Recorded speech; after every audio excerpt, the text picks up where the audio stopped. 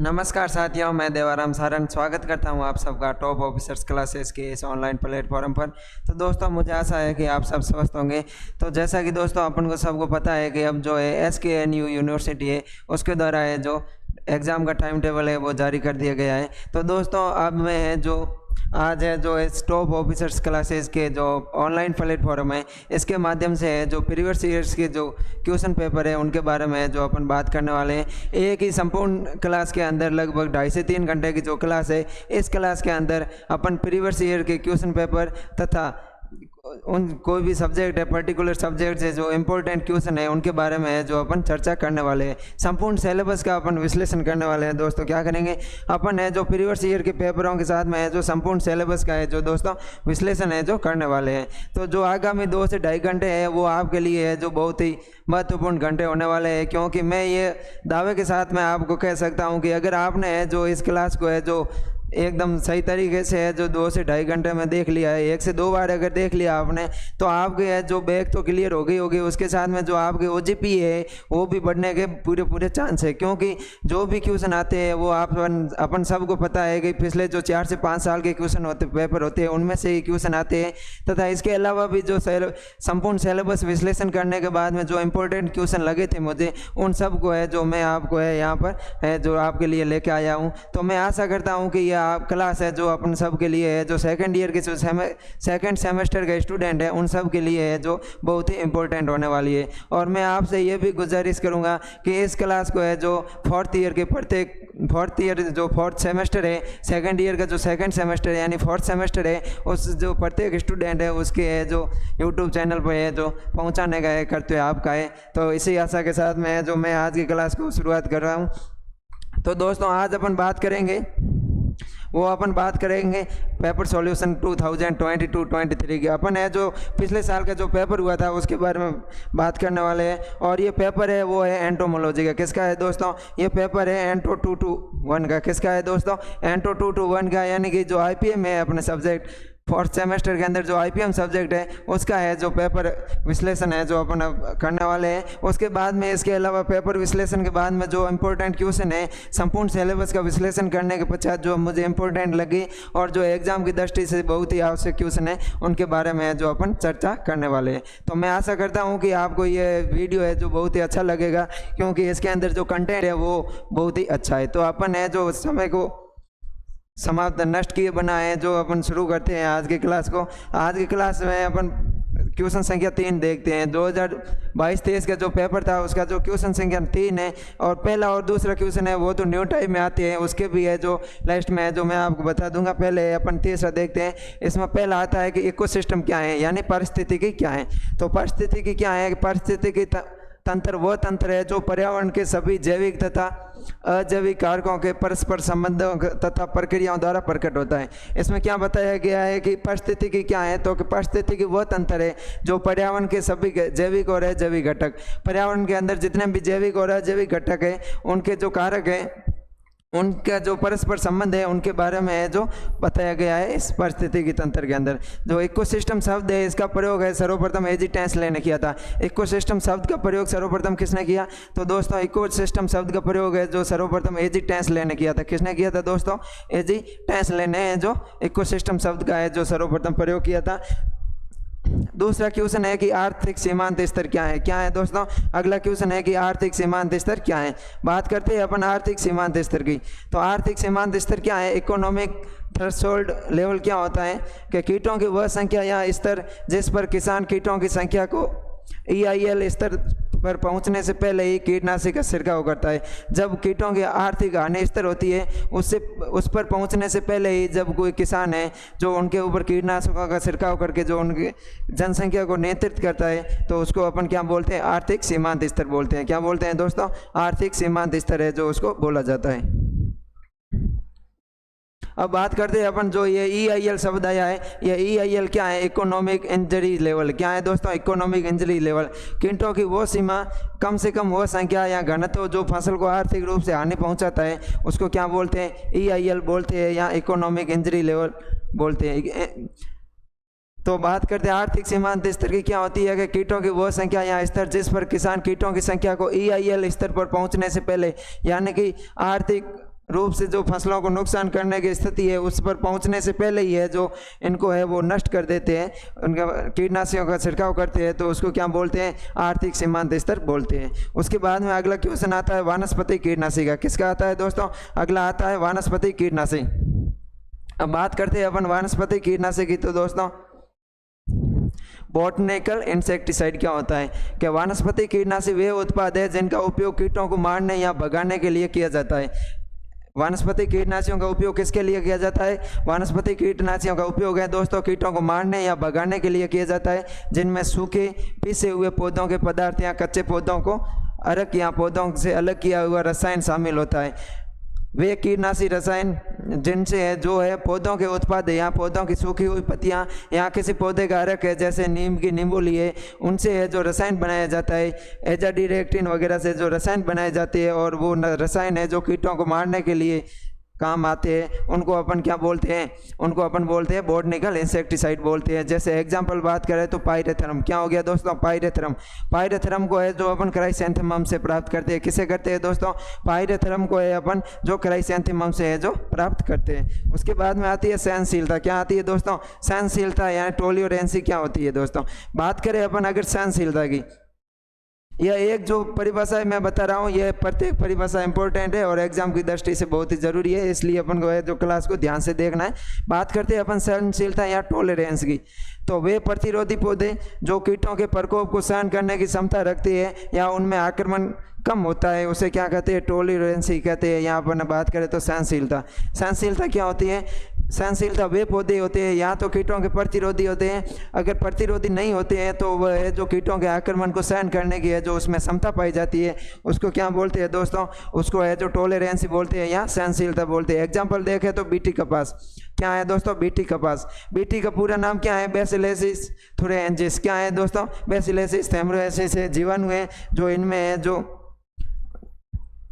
प्रवाहित, इनमें है जो कपास के अंदर है जो डाला जाता है, जिससे जो गोल वर्म है उनके कीटों का है जो नियंत्रण होता है। तो ये जो बीटी कपास है ये कैसा पादप है, ये सहनशील पादप है दोस्तों। कैसा है, सहनशील पादप है। उसके बाद में बात करें तो अगला आता है जीएमसी क्रॉप दोस्तों। कौन सी, जेनेटिक मॉडिफाइड क्रॉप। कौन सी है दोस्तों, जेनेटिक मॉडिफाइड क्रॉप है। तो ये भी क्या है, सहनशीलता है, इनमें भी पाई जाती है। अब बात करते हैं दोस्तों अगली परिभाषा की। तो अगली परिभाषा आती है समेकित कीट प्रबंधन। क्या आता है, इंटीग्रेटेड पेस्ट मैनेजमेंट। क्या होता है, समेकित कीट प्रबंधन क्या होता है। तो समेकित कीट प्रबंधन के बारे में सर्वप्रथम है जो बार्टलेट ने 1956 के अंदर बताया था। कब बताया था दोस्तों, 1956 के अंदर है जो बताया गया था। किसने बताया था दोस्तों, तो बार्टलेट ने बताया। किसने बताया, बार्टलेट ने बताया था। बार्टलेट ने है जो समेकित कीट प्रबंधन या इंटीग्रेटेड पेस्ट मैनेजमेंट के बारे में है जो शब्द है जो सर्वप्रथम किसने दिया था, बार्टलेट ने 1956 के अंदर दिया था, 1956 के अंदर दिया था। कीट प्रबंधन की वो पद्धति जिसके अंतर्गत हानिकारक कीटों के नियंत्रण के लिए विभिन्न संभावित कीट नियंत्रण तरीकों एवं विधियों का समावेशित किया जाता है ताकि मुख्य फसल को कम से कम नुकसान पहुंचे तथा उच्च गुणवत्ता युक्त फसलों का उत्पादन हो सके एवं साथ ही साथ लाभकारी कीटों की सुरक्षा हो सकती है। आईपीएम कहलाता है। आईपीएम क्या होता है दोस्तों, हानिकारक कीटों को नुकसान करने के लिए वे विधियाँ या वे तरीके अपनाए जाते हैं जिससे क्या होती है, जो मुख्य अपने जो फसली पौधे हैं उनका नुकसान कम हो तथा उसके साथ ही उपज में वृद्धि हो, और उसके अलावा जो अपने लाभदायक कीट हैं उनको भी नुकसान कम हो। तो ये जब कीट नियंत्रण की ऐसी विधि अपनाई जाती है तो उसको क्या बोलते हैं दोस्तों, उसको है जो इंटीग्रेटेड पेस्ट मैनेजमेंट या आईपीएम है जो बोला जाता है। और आईपीएम शब्द का सर्वप्रथम प्रयोग है 1956 के अंदर किया था। किसने किया था, बार्टलेट ने किया था। किसने किया था दोस्तों, बार्टलेट ने किया। ये ध्यान रखना, न्यू टाइम में पूछ सकते हैं कि आईपीएम शब्द का प्रयोग किसने किया था, बार्टलेट ने 1956 के अंदर किया था। उससे आगे देखते हैं दोस्तों अपन। तो अगला क्वेश्चन आता है अंतर का क्वेश्चन आता है, चौथा क्वेश्चन आता है अंतर का। अगला क्वेश्चन है कि different between pesticide and insect pest, यानी कि लगातार कीट और सिटपुट कीट में क्या अंतर है, ये अपन को बताना है। जो लगातार कीट होते हैं और सिटपुट कीट होती है इनमें क्या अंतर पाया जाता है, इनके बारे में बताना है। तो लगातार कीटों का प्रकोप है जो पूरे वर्ष भर रहता है। लगातार कीटों का प्रकोप है जो पूरे वर्ष भर रहता है, लेकिन जो सिटपुट कीट है इनका प्रकोप है जो कुछ अवधि के दौरान ही अलग अलग इलाकों में होता है। लगातार कीटों का प्रकोप पूरे वर्ष भर रहता है, और जो सिटपुट कीट है इनका प्रकोप है जो कुछ समय के लिए कुछ विशेष अवधि तक ही अलग अलग इलाकों में अलग अलग अपन को है जो देखने को मिलता है दोस्तों। उसके बाद में बात करें तो जो ये लगातार कीट है, लगातार कीटों का नियंत्रण करना कठिन होता है। जो ये लगातार कीट होती है वर्ष भर रहती है तो इनका नियंत्रण करना कठिन होता है, लेकिन सिटपुट कीटों का है जो नियंत्रण आसानी से हो जाता है, लेकिन कभी कभार इनके नियंत्रण की आवश्यकता भी नहीं रहती है क्योंकि ये संख्या में कम होते हैं और किसी विशेष इलाके में ही पाए जाते हैं, इसलिए इनका नियंत्रण आसान होता है और कभी कभार है जो नियंत्रण की जरूरत ही नहीं रहती है। इनके एग्जाम्पल की बात करें तो मिर्च थ्रिप्स, जो मिर्च का थ्रिप्स है, अमरूद पर मिलीबग है, ये लगातार कीट होते हैं। लेकिन जो नारियल का सल्ग कैटरपिलर है, क्या दोस्तों, नारियल का सल्ग कैटरपिलर है, ये है सिटपुट कीट में आता है। उसके बाद में बात करें दोस्तों अगली अपन, तो अगला अंतर आता है अपना डिफरेंट बिटवीन बहुभक्षी एवं सीमित भक्षी कीटों के बारे में बताना। किसके बारे में बताना है दोस्तों, बहुभक्षी एवं सीमित भक्षी कीटों के बारे में बताना है। पोलियोजीनस और ओलिगोफेगस कीटों के बारे में बताना, पोलियोगेफेस और ओलिगोफेगस कीटों के बारे में बताना है। बहुभक्षी के प्रकार के कीट 2 या 2 से अधिक कुल के पौधों को खाते हैं। बहुभक्षी प्रकार के कीट होते हैं वे 2 या 2 से अधिक पर जो कुल के फसली पौधे हैं उनको खाते हैं, लेकिन ये जो सीमित भक्षी प्रकार के कीट है ये किसी एक विशेष कुल के पौधों को ही खाते हैं। किसी विशेष कुल के पौधों को खाते हैं तो वो होते हैं सीमित भक्षी, लेकिन 2 या 2 से अधिक कुल के पौधों को खाते हैं तो वे होते हैं बहुभक्षी। ये कीट है जो सभी फसलों को नुकसान पहुंचाते हैं। जो बहुभक्षी कीट होते हैं ये सभी प्रकार की फसलों को नुकसान पहुंचाते हैं, लेकिन ये जो सीमित भक्षी कीट होते हैं ये कुछ विशेष कुल की फसलों को ही नुकसान पहुंचाते हैं, सभी फसलों को नुकसान नहीं पहुंचाते। एग्जाम्पल की बात करें तो ग्रास होपर, टिड्डा, क्या दोस्तों, टिड्डा या ग्रास होपर, जो टिड्डा है ये बहुभक्षी है। उसके अलावा लोकस्टा है जो टिड्डी है, वाइट गर्भ यानी कि सफ़ेद लट, ये क्या होते हैं दोस्तों, ये होते हैं बहुभक्षी। लेकिन ये जो कैबेज बटरफ्लाई है ये सिर्फ गोभी वर्गीय फसलें हैं, जो गोभी वर्गीय सब्जियां हैं उनको ही नुकसान पहुंचाती है, ये सीमित भक्षी होती है। उसके बाद में बात करें दोस्तों पांचवा क्वेश्चन, तो इसका पहला है कि पर्यावरण के जैविक कारकों का वर्णन कीजिए। अपन को क्या बताना है कि पर्यावरण है जो अपना एनवायरनमेंट है, इनके जो बायोटिक कारक है, जो बायोटिक फैक्टर है, जैविक कारक है, उनका है जो अपन को वर्णन बताना है। तो प्रकृति में जीव साथ साथ रहते हैं, क्या है दोस्तों, प्रकृति में जीव साथ साथ रहते हैं तथा एक दूसरे को प्रभावित करते हैं। प्रत्येक जीव तथा कीटों का साथ साथ रहकर समुदाय बनता है। समुदाय क्या होते हैं, प्रत्येक जीव है जो तथा कीट है जो साथ साथ रहते हैं तो उनका एक जो समुदाय बनता है। एक समुदाय के सभी सदस्यों का उस स्थान पर भोजन, जनन, वृद्धि एवं विकास के लिए प्रतिस्पर्धा होती है। जब एक समुदाय के सभी जीव है जो एक जगह पर रहते हैं तो वहाँ पर है जो उनमें जनन, उनकी वृद्धि, उनके भोजन और विकास के लिए क्या होता है दोस्तों, प्रतिस्पर्धा होती है, उसमें है जो कंपटीशन होता है। जैविक कारकों को जैविक कारकों में भोजन को सम्मिलित किया जाता है। जैविक कारकों में किसको सम्मिलित किया जाता है दोस्तों, भोजन को सम्मिलित किया जाता है। अब बात करते हैं अपन पर्यावरण के जैविक कारकों के बारे में। किसके बारे में बात करते हैं दोस्तों, पर्यावरण के जैविक कारकों के बारे में जो अपन बात करने वाले हैं। तो पर्यावरण के जैविक कारक कौन कौन से हैं, तो पर्यावरण के जैविक कारकों को 3 भागों में विभक्त किया गया है दोस्तों। पर्यावरण के जैविक कारकों को कितने भागों में बांटा गया है, तो पर्यावरण के 3 जैविक कारकों को है जो 3 भागों में अपन वर्गीकृत करते हैं। पहला है भोजन का कीटों के संबंध में, पहला कौन सा है, भोजन का कीटों के संबंध में। दूसरा है पौधों के साथ अंतर संबंध, और तीसरा है जीवों का परस्पर संबंध। पहला भाग कौन सा आएगा, भोजन का कीटों के संबंध में। दूसरा आएगा वो आएगा पौधों के साथ में अंतर संबंध में, और तीसरा आएगा दोस्तों जीवों का परस्पर संबंध। अब बात करते हैं अपन भोजन कीटों के संबंध में। किसके बात करते हैं, भोजन कीटों के संबंध में। भोजन की गुणवत्ता तथा मात्रा कीटों की वृद्धि, विकास व जनन और उनके जीवन चक्र को प्रभावित करती है। दोस्तों भोजन की क्वालिटी है, अपन कोई भी फूड क्वालिटी देखते हैं, भोजन की जो गुणवत्ता है तथा उसकी मात्रा, यदि भोजन कीटों को है जो भोजन अच्छी गुणवत्ता का तथा अच्छी मात्रा का मिलता है तो उनमें जनन क्रिया अधिक होगी, उनकी विकास है जो अधिक होगा, वृद्धि विकास अधिक होगी, और उनका जीवन चक्कर है वो भी है जो अधिक होगा। अगर बात करें अपन उसके विपरीत, अगर इसके भोजन की गुणवत्ता है जो लो क्वालिटी का भोजन मिलता है तथा कम मात्रा में मिलता है तो है जो कीटों का है जो जीवन चक्र प्रभावित होगा, उसमें है जो रोग होने की संभावना रहती है। भोजन की आवश्यकता के आधार पर कीटों को है जो अलग अलग भागों में बांटा गया। भोजन की आवश्यकता के आधार पर है जो कीटों को दोस्तों अलग अलग भागों में बांटा गया। ये कौन कौन से भाग है अभी इनके बारे में है जो अपन चर्चा करने वाले हैं। तो पहला भाग आता है वो आता है दोस्तों सर्वभक्षी कीट। कौन से कीट आते हैं दोस्तों, पहले 1 नंबर पर आते हैं सर्वभक्षी कीट। कौन से कीट है दोस्तों? सर्वभक्षी कीट है। सर्वभक्षी कीट है जो पौधों और जीवों दोनों को खाते हैं। क्या है दोस्तों? जो सर्वभक्षी कीट होते हैं ये पौधों को भी खाते हैं और जीवों को भी खाते हैं। और दूसरे कीट आते हैं मांसाहारी कीट। मांसाहारी कीट है जो केवल दूसरे जीवों को ही खाते हैं। क्या दोस्तों? ये मांसाहारी कीट होते हैं, वे केवल दूसरे जीवों पर परजीवी के रूप में रहते हैं। किस रूप में रहते हैं दोस्तों? परजीवी के रूप में रहते हैं, यहाँ पर भक्षी के रूप में जो रहते हैं। जैसे एग्जांपल देखें तो लेडी बर्ड बीटल, जो लेडी बर्ड बीटल है ये मांसाहारी है, ये दूसरे जीवों पर है जो परजीवी यहाँ पर भक्षी के रूप में है जो रहते हैं। उसके बाद में आते हैं शाकाहारी जीव। कौन से आते हैं दोस्तों? शाकाहारी। अगर शाकाहारी की बात करें तो ये जीवन यापन के लिए जीवन है जो पौधों पर करते हैं। क्या करते हैं दोस्तों? ये जो जीवन यापन है जो पौधों पर करते हैं, ये है जो 3 प्रकार के होते हैं। शाकाहारी कितने प्रकार के होते हैं दोस्तों? शाकाहारी कीट है जो 3 प्रकार के होते हैं। कौन कौन से होते हैं दोस्तों? पहला होता है सीमित भक्षी कीट। कौन से दोस्तों? सीमित भक्षी कीट, यानी कि ओलिगोफोगस। अपन है जो पीछे अंतर पढ़ा था उसमें है जो सीमित भक्षी कीटों के बारे में पढ़ा था। सीमित भक्षी। दूसरे है एकल भक्षी कीट, मोनोफोगस, ये एक ही जाति के पौधों को खाते हैं। सीमित भक्षी कीट है जो एक ही कुल के पौधों को खाते हैं, लेकिन जो एकल भक्षी कीट है ये केवल एक ही जाति के पौधों को है जो खाते हैं। जैसे एग्जाम्पल है बैंगन का फल सेदक। बैंगन का फल सेदक है केवल बैंगन की जाति के पौधों को ही खाता है।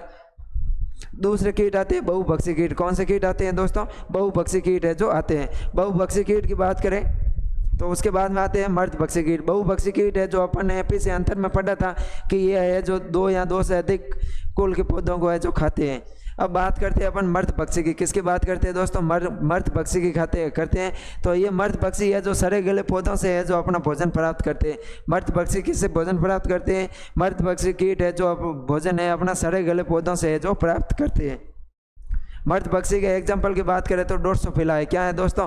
मर्दभक्षी के एग्जाम्पल की बात करें तो ड्रोसोफिला है। क्या है दोस्तों एग्जाम्पल इसका? ड्रोसोफिला है। उसके बाद में बात करें integrated inter relation with plant, यानी कि पौधों के साथ अंतर संबंध के आधार पर कीट के कौन से प्रकार के होते हैं उनके बारे में बात करें तो कुछ पौधे ऐसे होते हैं जो अपने आनुवांशिक गुणों के कारण है जो कीट एवं रोगों की क्षमता को कम करते हैं। कुछ पौधों के अंदर है जो ऐसे आनुवांशिक गुण पाए जाते हैं, जेनेटिक्स उनके अंदर कैपेसिटी पाई जाती है जिनके कारण है जो वो दूसरे प्रकार के जो कीट और रोग है उनको है जो सहन करने की क्षमता रखते हैं या उनके प्रभाव को है जो कम करते हैं।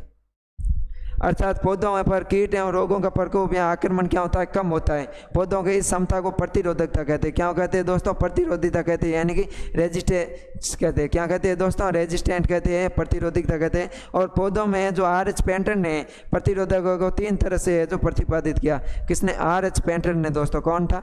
RH painter.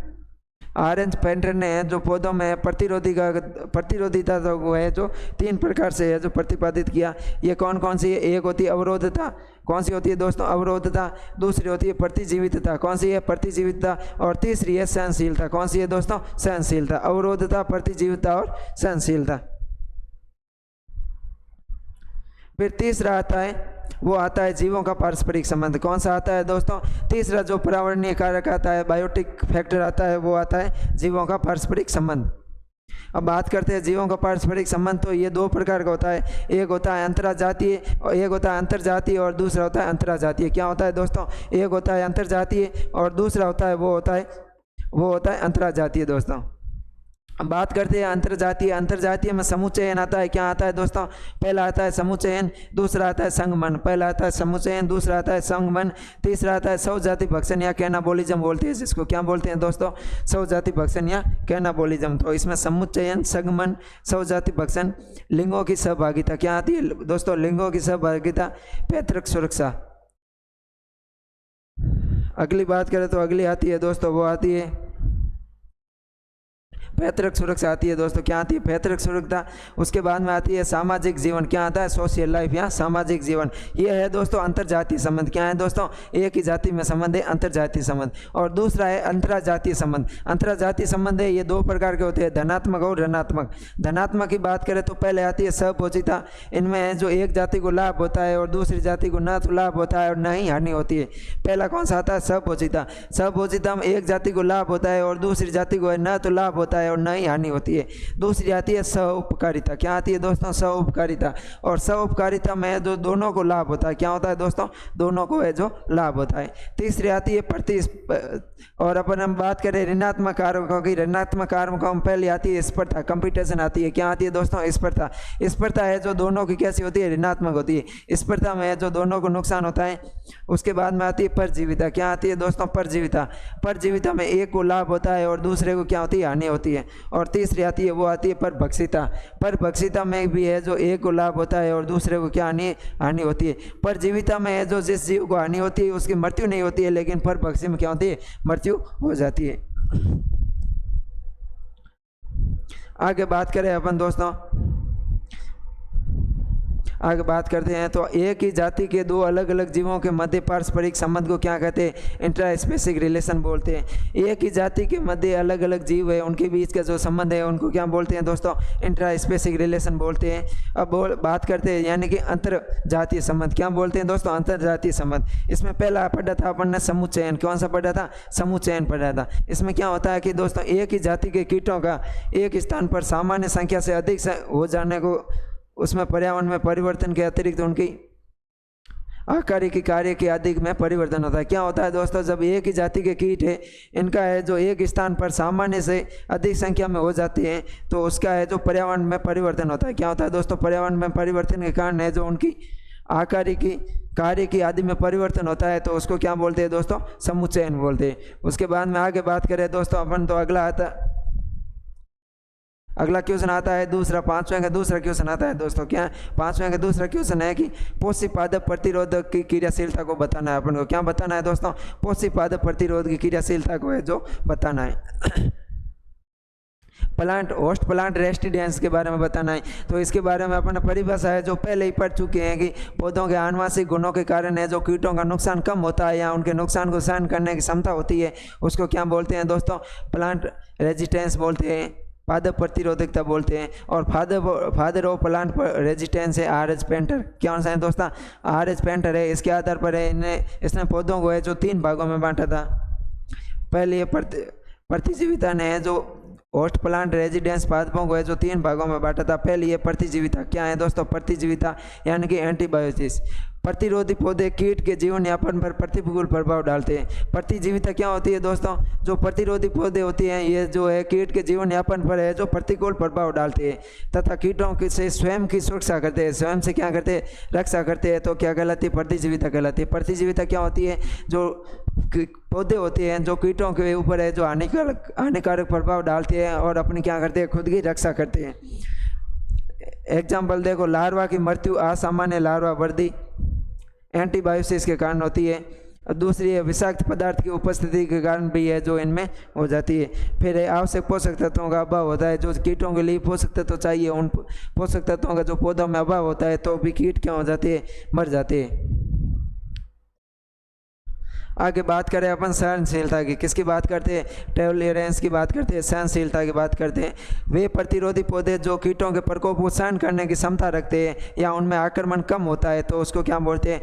टॉलरेंस बोलते हैं या सहनशील पादप कहलाते हैं। सहनशील पादप क्या होते हैं? अपन ने पहले पढ़ा था, बीटी कपास है, जीएमसी क्रॉप है, ये क्या होते हैं? सहनशील होते हैं। तो वे क्या होते हैं? प्रतिरोधी पौधे होते हैं जो उनकी प्रकोप कीटों के प्रकोप को सहन करने की क्षमता रखते हैं। एग्जाम्पल बीटी कपास, जीएमसी। उसके बाद में तीसरी आती है, वो आती है अवरोधता। क्या आती है दोस्तों? अवरोधता आती है। अवरोधता क्या होती है कि प्रतिरोधी पौधे, कौन से पौधे दोस्तों? प्रतिरोधी पौधे कीटों के अंडे देते हैं, कीटों के अंडे देने, भोजन प्राप्त करने तथा शरण के लिए पसंद नहीं किए जाते हैं। वे पौधे प्रतिरोधता अवरोधता क्या होती है दोस्तों? अवरोधता में वे पौधे आते हैं जिनके अंदर है जो कीट है जो उनसे भोजन प्राप्त करना पसंद नहीं करते हैं या उनके अंदर अपना जीवन यापन करना पसंद नहीं करते, अंडा वगैरह देने की क्रिया है जो पसंद नहीं करते हैं तो इसको क्या बोलते हैं? अवरोधता बोलते हैं। जैसे कपास में ट्राइकोम, जो कपास में ट्राइकोम होता है उसके कारण है जो बटरफ्लाई के लिए क्या होता है? प्रतिरोधी होते हैं। कपास में ट्राइकोम है जो बटरफ्लाई के लिए क्या होते हैं दोस्तों? प्रतिरोधी है जो होते हैं।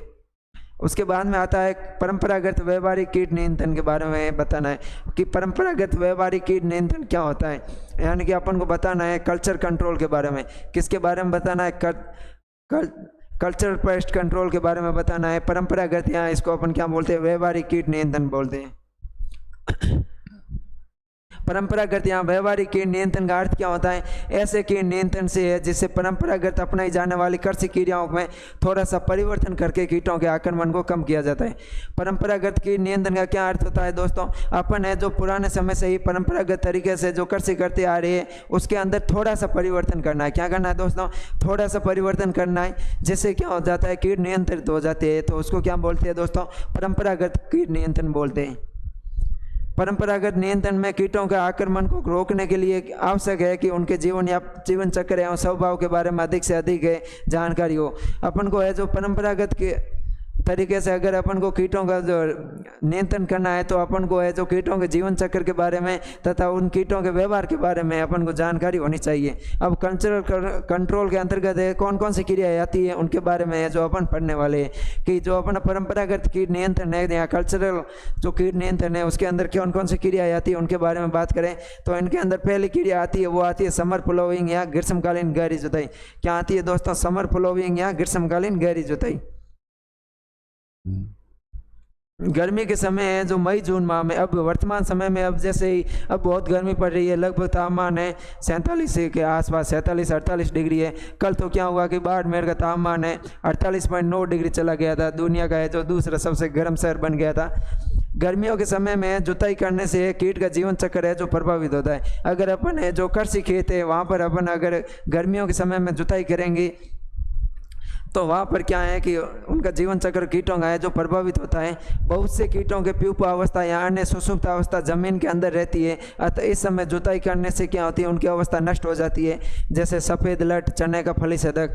सफ़ेद लट और चने का फली छेदक नियंत्रण के लिए अगर अपन इस समय जुताई करेंगे तो उनके जो सुषुप्त अवस्था में जो प्यूपा वगैरह है जमीन के अंदर वो जमीन की सतह पर आ जाएंगे तथा अधिक तापमान के कारण वो नुकसान नष्ट हो जाएंगे। दूसरा बात करें तो दूसरा आता है फसलों को बोने या कटाई के समय में बदलाव करना।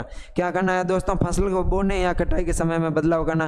फसलों को जल्दी बुआई कर लेंगे और फसलों की ये जो कीटों के प्रकोप से पहले ही जो कटाई कर देते हैं। इसमें अपन क्या करते हैं दोस्तों? इसकी बात करें दोस्तों अपन तो साथियों इसमें अपन क्या करते हैं कि प्रत्येक कीट का अपना एक निश्चित समय होता है। प्रत्येक कीट का है जो प्रकोप का है जो एक दोस्तों क्या होता है, निश्चित है जो समय होता है। प्रत्येक कीट का एक निश्चित समय होता है और जब उसका आक्रमण अधिक होता है तो फसल को बोने के समय कीट के आक्रमण पर सीधा प्रभाव पड़ता है। जब उस कीट का है जो अधिक प्रकोप होता है, जिस समय अधिक प्रकोप होता है उस समय है जो फसल को है जो अधिक नुकसान होता है। जैसे सरसों व चने की फसलों की जल्दी बुआई करने से सरसों का मोइला तथा चने का फली छेदक का नियंत्रण हो जाता है। क्या करते हैं दोस्तों अपन? अगर अपन सरसों तथा चने की क्या करते हैं, अपन जल्दी जुताई करते हैं या जल्दी बुआई करते हैं तो सरसों का जो मोइला तथा चने का जो फली छेदक है उसका है जो नियंत्रण होता है।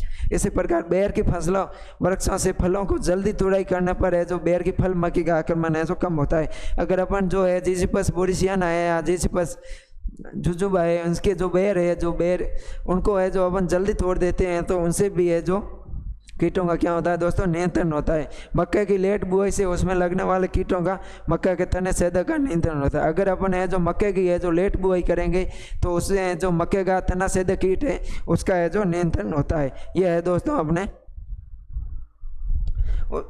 परंपरागत तरीके। उसमें तीसरा तरीका आता है वो आता है फसल चक्र। दोस्तों क्या आता है? फसल चक्र, क्रॉप रोटेशन। क्रॉप रोटेशन क्या होता है दोस्तों कि एक ही फसल अथवा समुदाय की फसलों को लगातार एक ही स्थान पर बोते रहने से उसमें जो लगने वाले कीटों का प्रकोप है जो प्रतिवर्ष बढ़ता जाता है, क्योंकि कीटों को है जो लगातार भोजन की उपलब्धता बनी रहती है। क्या है कि अपन है जो एक ही प्रकार की फसल या उसी समुदाय की फसल को है जो अपन एक ही खेत में लगातार बोते रहते हैं तो अपन को कीटों को क्या है प्रत्येक वर्ष वहाँ पर है जो भोजन की प्राप्ति होती रहती है, जिससे है जो वहाँ पर कीटों का प्रकोप क्या होता है दोस्तों, अधिक होता है। अतः फसल को बदल कर बोने से कीटों के प्रकोप को क्या हो जाता है, कम हो जाता है। दलहनी फसलों के बाद में अनाज वाली फसलों को उगाने से क्या होता है दोस्तों, दलहनी फसलों में लगने वाला कीट एवं रोगों का प्रकोप हो जाता है, पर संख्या है वो कम हो जाती है। अगर मान लो कोई भी लेग्यूमिनेसी कुल की फसलें है, लेग्यूमिनेसी कुल की फसलों के बाद में अपन है जो पोएसी कुल की फसलों को लगाते हैं तो उस क्षेत्र में जो लेग्यूमिनेसी फसल के कीट और रोग है उनको है जो भोजन की प्राप्ति नहीं हो पाएगी तो उनकी संख्या है जो कम हो जाएगी। गन्ना गेहूं के स्थान पर तंबाकू बोने से जो दीमक का प्रकोप कम हो जाता है। जिस स्थान पर गन्ना और गेहूं बोते हैं वहाँ पर अगर अपन तंबाकू की खेती करते हैं दोस्तों, किसकी खेती करते हैं, तंबाकू की खेती करते हैं, तो वहाँ पर जो दीमक का प्रकोप कम हो जाता है, अदई लगती है जिसको अपन अदई बोलते हैं, उसका प्रकोप है जो दोस्तों कम हो जाता है।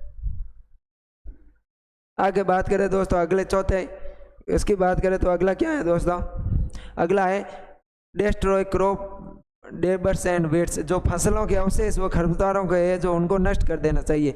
जो भी अपन फसल की कटाई के बाद में फसल अवशेष बचता है, यहाँ जो खरपतवार बचते हैं उनको है जो नष्ट कर देने से भी है जो कीटों का प्रकोप क्या होता है दोस्तों, कीटों का प्रकोप है वो कम होता है। क्या होता है दोस्तों, फसल कटाई के बाद फसल के अवशेषों को खेतों में छोड़ देने से उनमें पल रहे कीटों को सूक्ष्म एवं भोजन प्रदान करते हैं। जो अपन फसल अवशेष है जो अगर खेतों में छोड़ देते हैं तो उन फसल में लगने वाले जो कीट है या जो कीट के जो अलग प्रकार के जो भोजन है, लार्वा वगैरह है, उनको है जो भोजन मिलता रहता है जिससे उनकी संख्या में वृद्धि रहती है।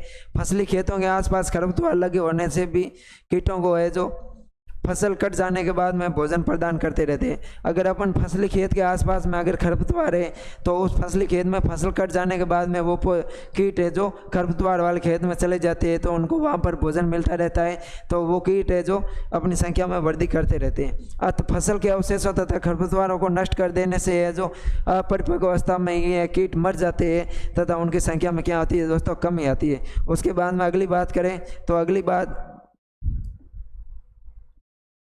अगली है कीट प्रतिरोधी किस्मों को उगाना। दोस्तों क्या बनना, फसल की है जो कीट प्रतिरोधी किस्में है जो क्रॉप की है जो इंसेक्ट रेजिडेंट क्रॉप्स है उनको उगाने से है जो प्रकोप कम होता है। फसलों की ऐसी किस्में या जातियाँ उगाना जिन पर कीटों का प्रकोप नहीं होता है या उनके प्रकोप को सहन करने की क्षमता होती है तो उसको क्या बोलते हैं, RCV बोलते हैं दोस्तों, रेजिडेंट्स क्रॉप वेराइटी बोलते हैं। जैसे गेहूं है, गेहूं की जो है पावनी पोका ओटावा है जो एशियन फ्लाई कीट को है जो नियंत्रित करती है।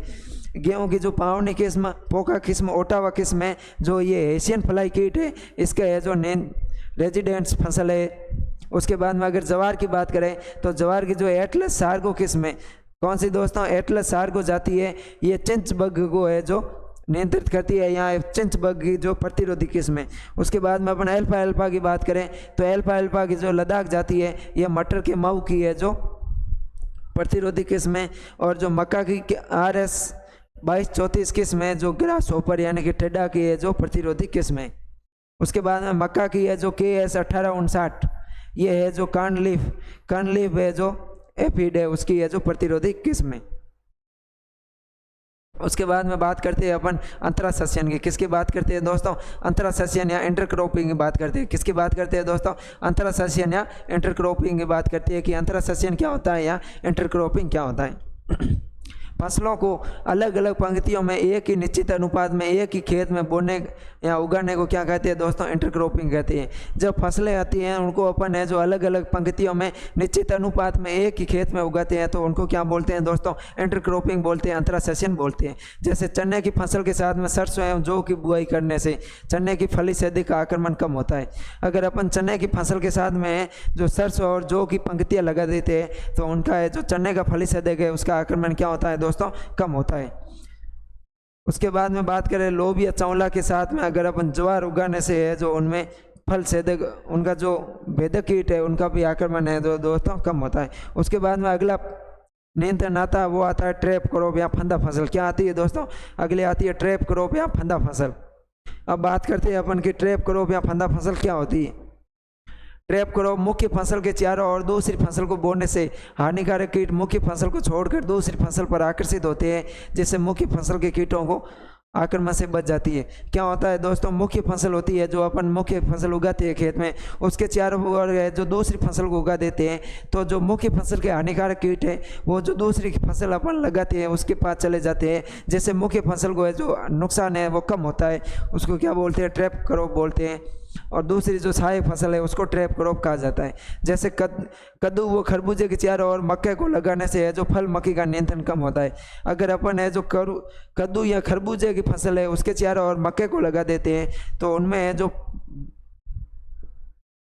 फल मक्खी का है जो नियंत्रण है जो कम होता है। उसके अलावा तंबाकू के चारों ओर अरंडी को बोने से तंबाकू के कैटरपिलर का आक्रमण है जो कम होता है। जो तंबाकू की खेती है उसके चारों ओर अपन अगर रेसिकस क्यूमिनस यहाँ अरंडी की फसल लगा देते हैं तो उसके जो तंबाकू के जो कैटरपिलर है उसका आक्रमण कम होता है। पत्ता गोभी के चारों ओर सरसों लगा देने से डायमंड बैग मौत का आक्रमण कम हो जाता है। उसके बाद में आता है वाटर एंड फर्टिलाइजर, पानी और सिंचाई, सिंचाई और उर्वरक। क्या आता है दोस्तों? वाटर एंड फर्टिलाइजर यानी सिंचाई और उर्वरक।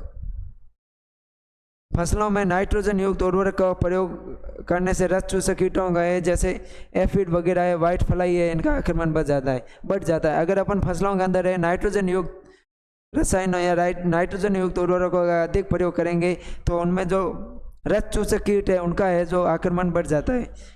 खेत में सही अंतराल के बाद सिंचाई करने से खेत में दीमक का प्रकोप है जो कम हो जाता है।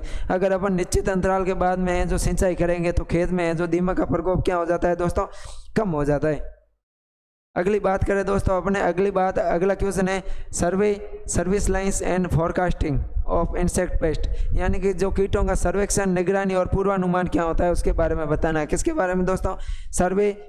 सर्विस लाइंस और फोरकास्टिंग, यानी कि सर्वेक्षण, निगरानी और पूर्वानुमान दोस्तों, इनके बारे में जो अपन को बताना है। सर्वेक्षण क्या होता है दोस्तों? सर्वे क्या होता है कि कीटों की बहुतायत का अध्ययन करने के लिए आयोजित किया जाता है। कीटों की जो बहुतायत यानी कि उनकी जनसंख्या है उनके जो अध्ययन करने के लिए है जो सर्वे किया जाता है, सर्वेक्षण किया जाता है। सर्वेक्षण दो प्रकार का होता है।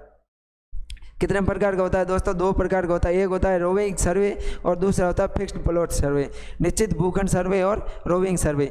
बड़े क्षेत्र का प्रतिनिधित्व करने वाले यादृच्छिक रूप से चयनित स्थानों की कीट की आबादी या क्षति का आंकलन करना। अगर अपन पूरे बहुत बड़े क्षेत्र की बात करते हैं और उस पर जो अपन यादृच्छिक यानी अपने इच्छानुसार कह सकते हैं कि इनमें यहाँ पर है जो कीटों की कौन कौन सी जातियाँ पाई जाती है, कौन कौन सी प्रजातियाँ हैं, कितनी संख्या है, वो क्या कहलाता है दोस्तों?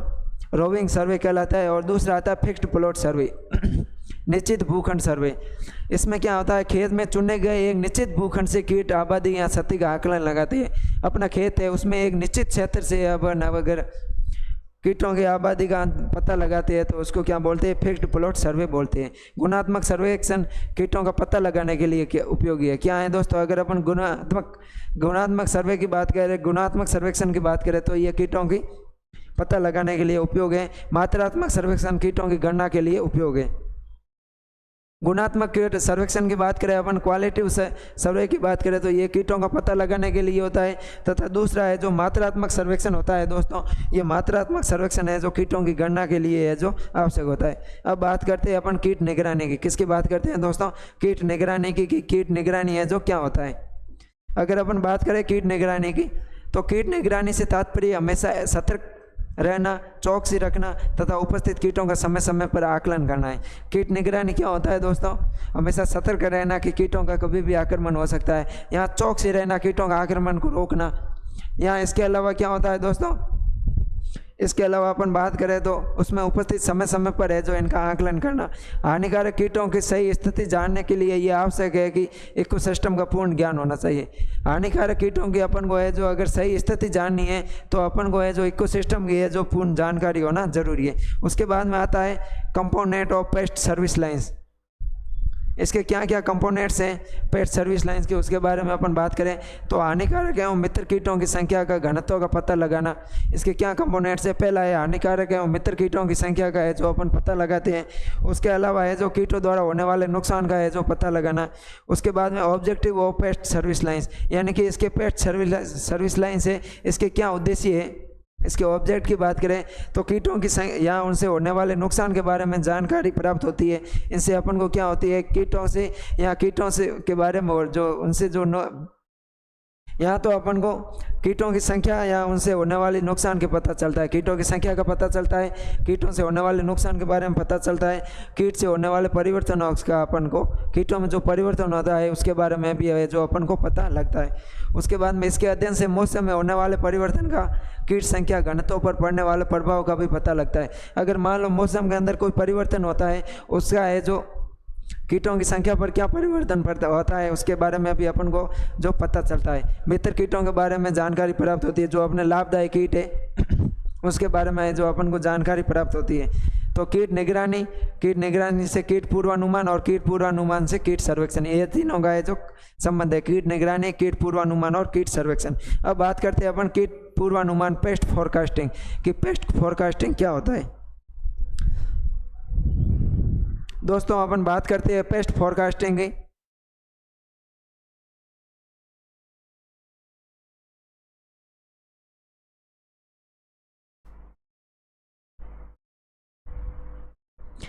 पेस्ट फोरकास्टिंग या कीट पूर्वानुमान की बात करते हैं अपन दोस्तों अगर, तो कीट पूर्वानुमान से भविष्य में कीटों की होने वाली प्रतिक्रियाओं और उनसे होने वाले नुकसान के बारे में जो जानकारी प्राप्त होती है। फोरकास्टिंग से है जो भविष्य के अंदर अपन जो कीटों से क्या प्रतिक्रिया होने वाली है, यहाँ पर कीटों से क्या नुकसान होने वाला है, उसके बारे में जो अपन को जानकारी प्राप्त होती है। कीट पूर्वानुमान की जानकारी होने पर किसान उसी के अनुरूप है जो फसल चक्र अपनाते हैं। अगर अपन को पेस्ट फोरकास्टिंग का पता होता है तो उसी के हिसाब से है जो किसान है जो फसल चक्र अपनाते हैं, जिससे कि भविष्य में होने वाली हानि को कम किया जा सकता है, और उससे है जो भविष्य में होने वाली हानि को है जो कम किया जा सकता है, और कीट प्रबंधन का है जो सही उपाय अपन है जो कर सकते हैं। उसके बाद में बात करते हैं अपन इसके ऑब्जेक्टिव की कि जो कीट फोरकास्टिंग है या पेस्ट फोरकास्टिंग है, इसके क्या उद्देश्य है। कीट पूर्वानुमान की जानकारी से किसान के भविष्य में होने वाले नुकसान को है जो उचित कीट प्रबंधन द्वारा कम कर सकते हैं अपन।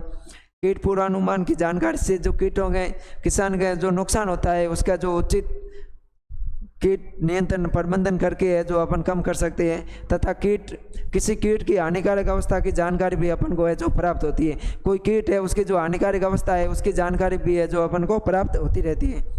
उसके बाद में अपन बात करते हैं टाइप ऑफ पेस्ट फोरकास्टिंग की। क्या पेस्ट फोरकास्टिंग है, कीट पूर्वानुमान है, ये कितने प्रकार का होता है। कीट पूर्वानुमान है ये 2 प्रकार का होता है दोस्तों। कितने प्रकार का होता है, 2 प्रकार का है ये जो होता है। एक तो होता है शॉर्ट टर्म पेस्ट फोरकास्टिंग। क्या होता है दोस्तों, शॉर्ट टर्म पेस्ट फोरकास्टिंग। इसमें जो है कीट का पूर्वानुमान 1 या 2 पिछले मौसम काल के आधार पर किया जाता है। पिछले 1 या 2 मौसम काल है उसके आधार पर है जो अपन पता लगाते हैं, तो उसको क्या बोलते हैं दोस्तों, पेस्ट फोरकास्टिंग है जो बोला जाता है। उसके बाद में बात करें अपन, तो ये किसी क्षेत्र विशेष के लिए होता है तथा इसे छोटे क्षेत्रों में काम में लिया जाता है। जो शॉर्ट टर्म पेस्ट फोरकास्टिंग है जो इसको है जो दोस्तों छोटे क्षेत्र के लिए है जो प्रयोग में लाया जाता है। किसके लिए लाया जाता है दोस्तों, छोटे क्षेत्र के लिए है जो प्रयोग में लाया जाता है। उसके बाद में आता है लॉन्ग टर्म पेस्ट फोरकास्टिंग। क्या आता है दोस्तों, लॉन्ग टर्म पेस्ट फोरकास्टिंग आता है। इसमें कीट का पूर्वानुमान जलवायु के आधार पर किया जाता है। लॉन्ग टर्म पेस्ट फोरकास्टिंग है, इसमें कीट का पूर्वानुमान किसके आधार पर किया जाता है दोस्तों, जलवायु के आधार पर यानी क्लाइमेट के आधार पर किया जाता है। इसमें 2 या 3 वर्ष से अधिक समय के कीटों में होने वाले परिवर्तन के बारे में अध्ययन किया जाता है। इसमें अपन है जो पिछले 2 या 3 वर्ष के समय के अंदर है जो कीटों में परिवर्तन होता है उसके बारे में पता लगाते हैं। इसे बड़े क्षेत्रों में अपनाया जाता है। इसका हो सकता है दोस्तों क्वेश्चन पूछ सकते हैं, चौथा क्वेश्चन आता है उसमें पूछ सकते हैं, अंतर पूछ सकते हैं कि शॉर्ट टर्म पेस्ट फोरकास्टिंग और लॉन्ग टर्म पेस्ट फोरकास्टिंग होता है, इसमें क्या अंतर है, तो ये ध्यान रखना दोस्तों। अब बात करते हैं अपना अगले क्वेश्चन की। अगला क्वेश्चन है कि कल्चर बायोलॉजिकल कंट्रोल। जो कीटों का है जो बायोलॉजिकल कंट्रोल है वो क्या होता है उसके बारे में है जो अपन को बताना है। जैविक नियंत्रण के बारे में है जो अपन को बताना है। जैविक नियंत्रण क्या होता है, हानिकारक कीटों को नियंत्रित करने के लिए परजीवियों, परभक्षियों तथा रोगाणु और सूक्ष्म जीवों का उपयोग करना जैविक नियंत्रण कहलाता है। जैविक नियंत्रण क्या होता है दोस्तों, हानिकारक कीटों को नियंत्रण करने के लिए अपन किसी परभक्षी, परजीवी या किसी रोगाणु वगैरह का उपयोग करते हैं, तो उसको क्या बोलते हैं दोस्तों, जैविक नियंत्रण बोलते हैं। अब बात करते हैं अपन दोस्तों परभक्षी की। किसकी बात करते हैं दोस्तों, परभक्षी की है जो अपन बात करने वाले हैं।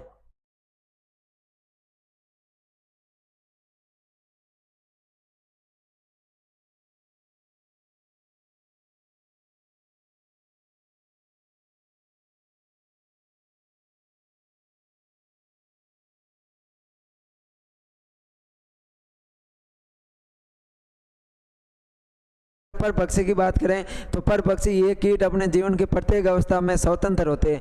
परभक्षी क्या होते हैं दोस्तों, कीट है जो जीवन के प्रत्येक अवस्था में जो स्वतंत्र होते हैं तथा अपने परपोषियों की अपेक्षा आकार में बड़े होते हैं। परपोषी जो अपने परभक्षी कीटों का जो परपोषी होता है उसे आकार में क्या होते हैं दोस्तों, बड़े होते हैं। तथा ये अपने शिकार को पकड़ कर खा सकती है। इन्हें अपने जीवन चक्र को पूरा करने के लिए एक से अधिक परपोषी की जरूरत होती है। परपोषी क्या होता है दोस्तों? अपने जो परपोषी है, परजीवी क्या होता है, परभक्षी क्या होता है दोस्तों? परभक्षी है जो परपोषी से आकार में बड़े होते हैं तथा अपने जीवन चक्र को पूरा करने के लिए एक से अधिक परपोषी की आवश्यकता होती है।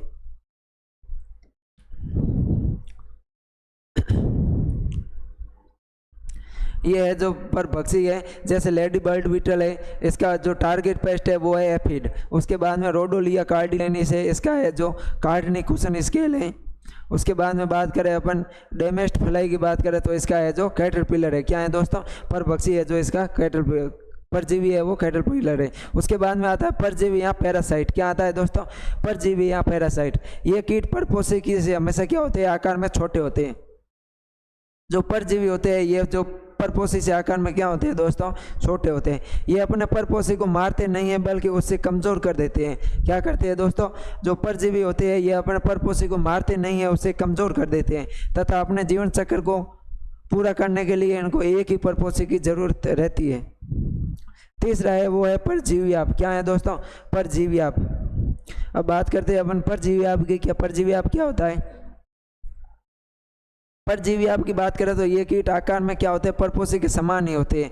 परजीवीआप कीट आकार में परपोषी के समान होते हैं तथा अपनी अपरिपक्व अवस्था में परजीवी होते हैं। अपरिपक्व अवस्था में क्या होते हैं दोस्तों? ये परजीवी के रूप में कार्य करते हैं।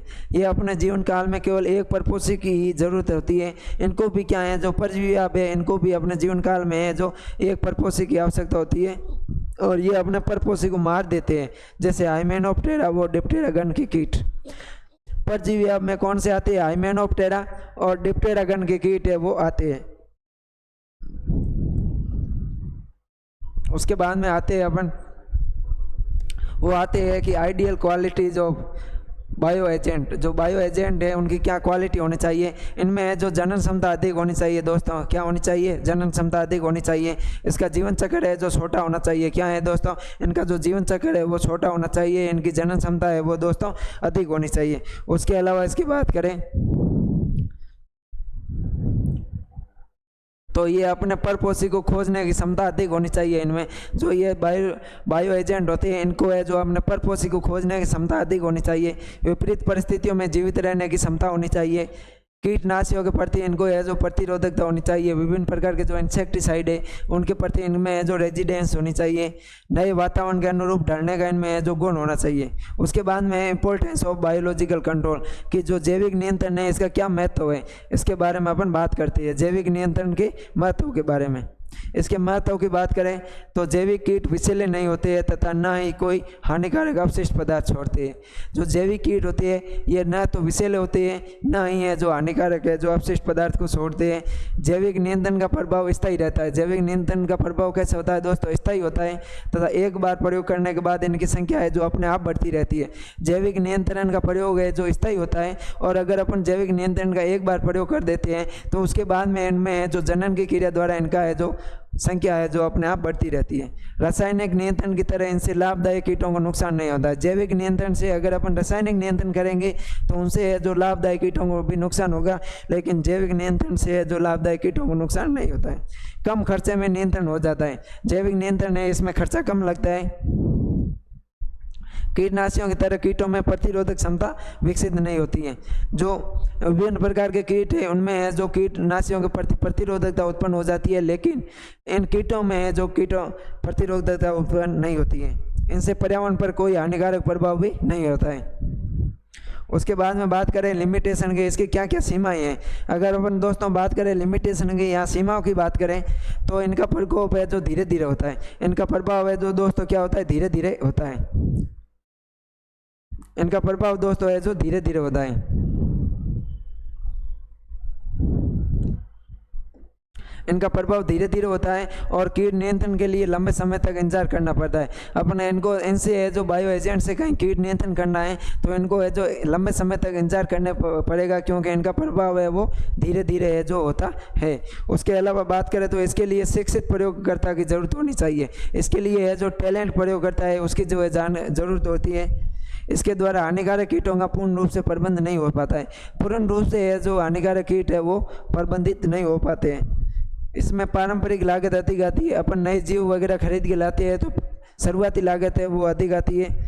कभी कभी है जो इनके परजीवी या शिकारी कीट होते हैं, कभी कभी क्या होते हैं, अपन जो बायो एजेंट लेके आते हैं उनके जो परजीवी या जो शिकारी कीट है वो अपने वहाँ पर मौजूद होते हैं। इनसे है जो उनको है जो कीट होते हैं जिनके कारण है जो कीट प्रबंधन में सफलता है जो अपन को नहीं मिल पाती है। उसके बाद में अपन बात करें अगले बात तो सूक्ष्म जीव नियंत्रण किसकी बात करते हैं, microbiology, microbial control and important. सूक्ष्म जीव नियंत्रण क्या होता है दोस्तों, उसके बारे में जो अपन बात करने वाले। किसके बारे में बात करेंगे दोस्तों, सूक्ष्म जीव नियंत्रण के बारे में जो अपन बात करने वाले हैं। तो सूक्ष्म जीव नियंत्रण क्या होता है कि विभिन्न प्रकार के सूक्ष्म जीवों जैसे जीवाणु, विषाणु, प्रोटोजोआ, सूत्रकृमि का हानिकारक कीटों के नियंत्रण के लिए उपयोग करना सूक्ष्म जीव नियंत्रण या माइक्रोबायल कंट्रोल कहलाता है। विभिन्न प्रकार के सूक्ष्म जीव है जैसे जीवाणु है, कवक है, प्रोटोजोआ है, इनका प्रयोग है जो कीट नियंत्रण में करना। माइक्रोबायल कंट्रोल शब्द का प्रयोग सर्वप्रथम स्टेन हॉर्न्स ने दिया था। माइक्रोबायल शब्द का प्रयोग सर्वप्रथम किसने किया था, तो माइक्रोबायल शब्द का प्रयोग है जो सर्वप्रथम है वो स्टेन हॉर्न्स ने किया था। दोस्तों किसने किया था, स्टेन हॉर्न्स ने किया था। स्टेन हॉर्न्स ने है जो माइक्रोबायल शब्द का है जो सर्वप्रथम प्रयोग किया था। उसके बाद में आता है पहला है जो बैक्टीरिया। क्या है दोस्तों, बैक्टीरिया से है जो किस प्रकार से जैव नियंत्रण किया जाता है। इसका सर्वप्रथम सफल प्रयोग है जो 1911 में किया था। कब किया था, बैक्टीरिया से कीट नियंत्रण का सर्वप्रथम प्रयोग है वो 1911 में किया था। और 1916 में है जो कोकोबैसिलस एक्रीडियोरम, कौन सा जीवाणु, कोकोबैसिलस एक्रोडियम बैक्टीरिया या जीवाणु को डी हेरेले ने टिड्डी नियंत्रण के विरुद्ध काम में लिया था। 1916 में कोकोबैसिलस एक्रीडियोरम का प्रयोग है जो टिड्डी नियंत्रण के लिए है जो किया गया। बैसिलस यूरिथेंसिस जीवाणु है, बैसिलस यूरिथेंसिस बीटी जीवाणु है, इसका प्रयोग है जो लेपिडोप्टेरा गण है उसके कीटों के विरुद्ध किया जाता है। उसके बाद में आता है परजीवी कवक तथा रोग। क्या आते हैं दोस्तों, परजीवी कवक तथा रोग। बात करें अपन अगर परजीवी कवक तथा रोग की, तो परजीवी कवक तथा रोग क्या है दोस्तों, कॉटन बॉलवर्म। क्या है दोस्तों, कॉटन बॉलवर्म जो होता है बीटी कपास होता है, कॉटन बॉलवर्म या बीटी कपास है उसमें है अपन देख सकते हैं। उसके बाद में आते हैं परजीवी वायरस। बालचू ने, कौन सा वैज्ञानिक था, बालचू नाम का वैज्ञानिक था। कौन था दोस्तों, बालचू नामक एक वैज्ञानिक था। बालचू ने 1946 में 1946 में पॉलीहाइड्रोसिस वायरस का है जो सर्वप्रथम प्रयोग है जो यूरोपियन स्प्राउसेसोफ्लाई के विरुद्ध में किया था। ये जो वायरस है दोस्तों पॉलीहाइड्रोसिस, कौन सा वायरस है दोस्तों,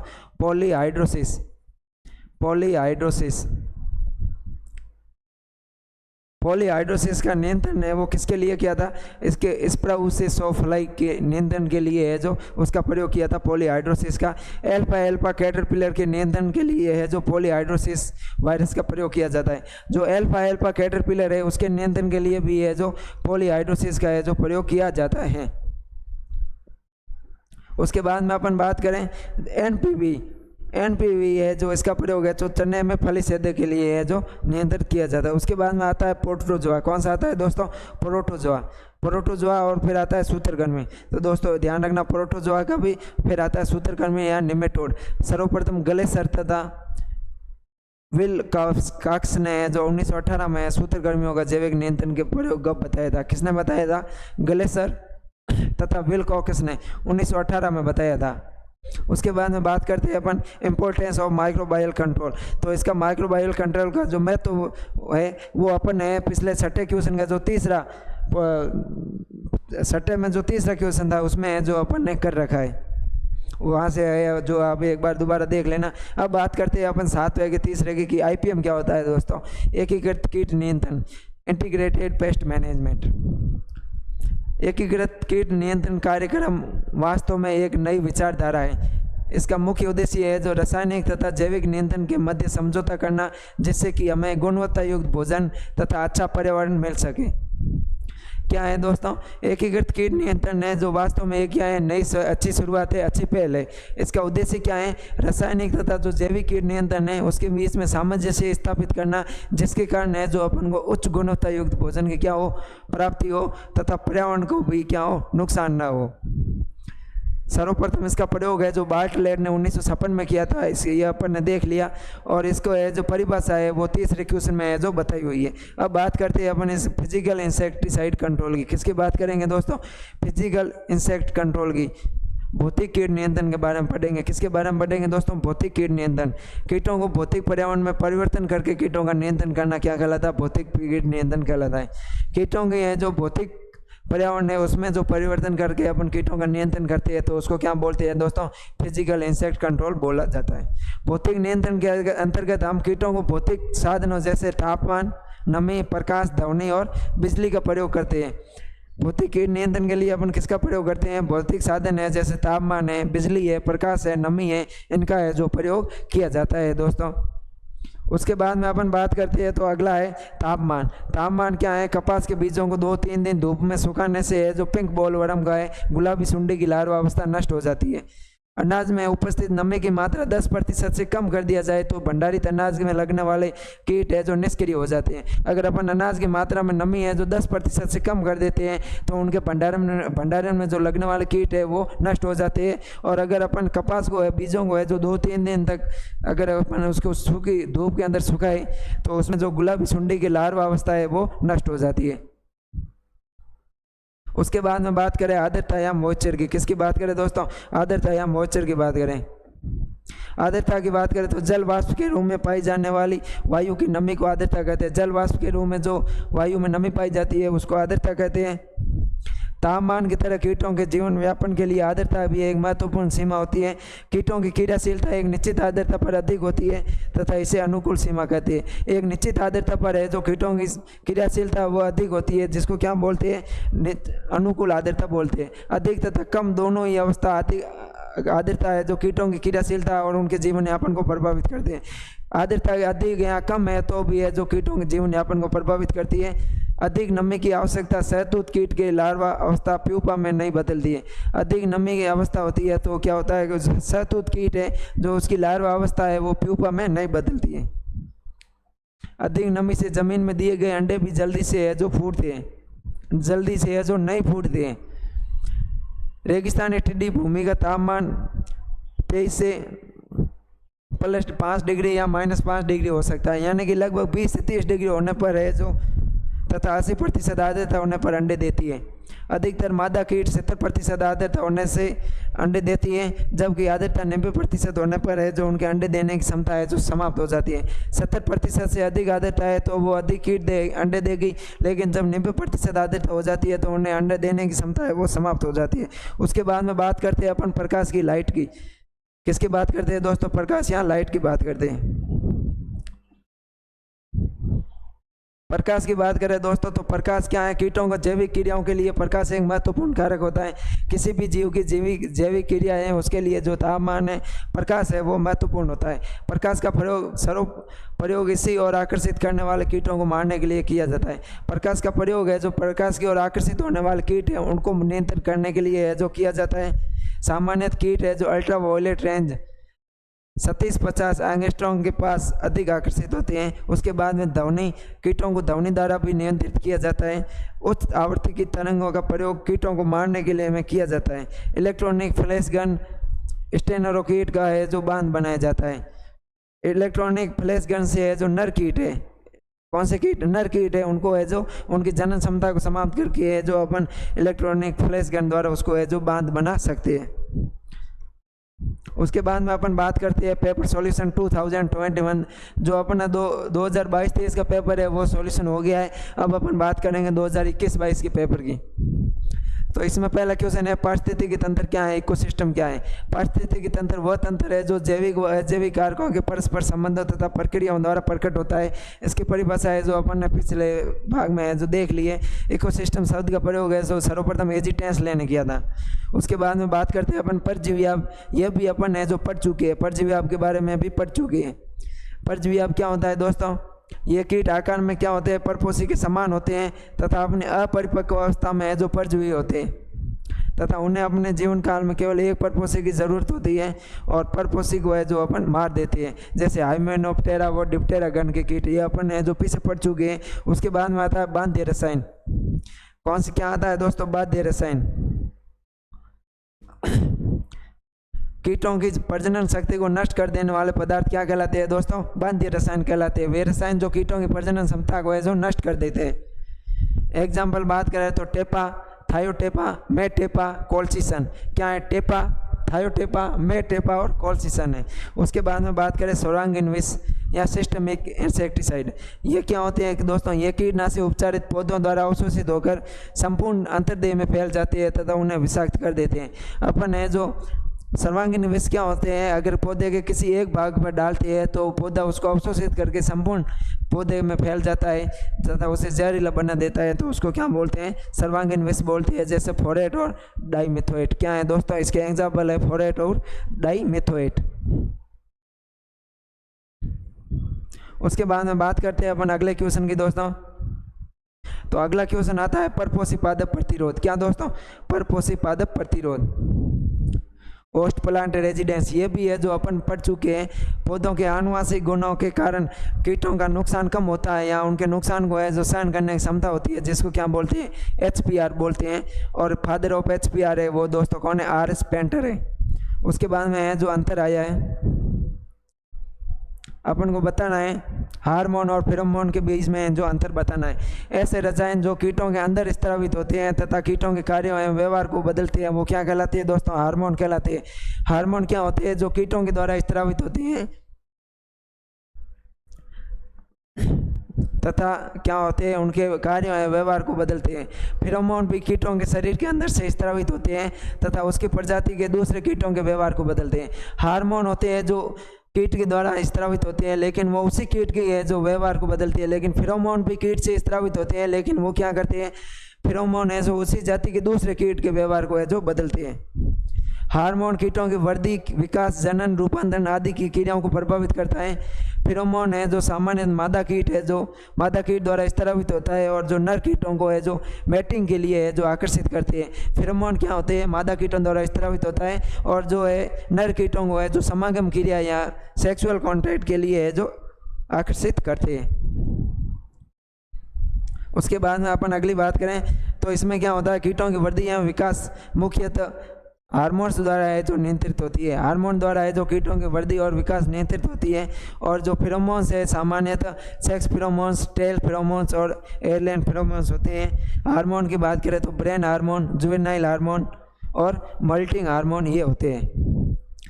उसके बाद में बात करें अपने अगली तो अगला आता है आर्थिक हानि स्तर और आर्थिक सीमा स्तर। कीटों की कम से कम वह संख्या घनत्व जो फसल को आर्थिक रूप से हानि पहुंचाते हैं उसको EIL बोलते हैं दोस्तों। कीटों की कम से कम वह संख्या जो फसलों की है जो आर्थिक रूप से हानि पहुंचाते हैं उसको बोलते हैं EIL, इकोनॉमिकल इंजरी लेवल। और दूसरे आर्थिक सीमा स्तर क्या होती है? कीटों की वह संख्या स्तर जिस पर है जो किसान कीटों की संख्या को नियंत्रित EIL पहुंचने से पहले ही है जो कीटनाशी का छिड़काव करता है तो उसको क्या बोलते हैं दोस्तों? उसको है जो आर्थिक सीमा स्तर बोलते हैं। उसके बाद में आता है कीट निगरानी। कीट निगरानी है जो अपन ने जो 2022-23 के छठे क्वेश्चन में है जो अपन ने कर चुके हैं। उसके बाद में अगला क्वेश्चन देखें तो अगला क्वेश्चन है कीटनाशी अधिनियम 1968। कीटनाशी अधिनियम 1968 क्या है दोस्तों? कीटनाशी अधिनियम इंसेक्टिसाइड एक्ट 1968।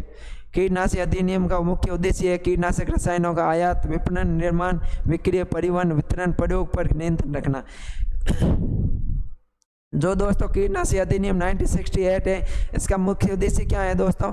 कीटनाशक रसायनों का आयात, उसका विपणन, उसका निर्माण, विक्रय, परिवहन, वितरण, प्रयोग पर क्या करना है? नियंत्रण रखना है, जिससे मनुष्य व पशुओं के इसके कुप्रभाव से है जो बचाया जा सकता है। इसके अतिरिक्त रसायनों की किस्म व शुद्धता पर भी है जो नियंत्रण रखता है। इसके मुख्य प्रावधान क्या क्या है उसके बारे में है जो अपन बात करने वाले हैं। क्या है दोस्तों इसके मुख्य प्रावधान? सभी कीटनाशक रसायन जो आयात किए जाते हैं या जो जिनका निर्माण होता है अधिनियम के अधीन केंद्र पर स्तर पर है जो इसका पंजीकरण करवाना आवश्यक है। अगर कोई भी कीटनाशक है जो अपन बाहर से आयात कर रहे हैं यहाँ पर अपन यहाँ फिर इसका है जो अपन निर्माण कर रहे हैं तो उसका है जो इस अधिनियम के अधीन जो केंद्र स्तर पर पंजीकरण है वहाँ पर करवाना जरूरी है। पंजीकरण का आवेदन पत्र पंजीकरण समिति कीटनाशक अधिनियम कृषि विभाग फरीदाबाद हरियाणा को दिया जाएगा। उसके बाद में अगले प्रावधान की बात करें, अगले प्रावधान की बात करें दोस्तों तो अगला प्रावधान क्या है? अपन जो उस पंजीकरण को देते हैं उस पंजीकरण की सीमा है 100 रुपये दोस्तों। पंजीकरण की फीस है जो 100 रुपये है। आवेदन पत्र के साथ में चालान द्वारा जमा करवा कर भेजा जाए। कीटनाशक रसायन पंजीकरण के पश्चात ही राज्य द्वारा भी निर्माण और बिक्री के लिए लाइसेंस दिया जाएगा।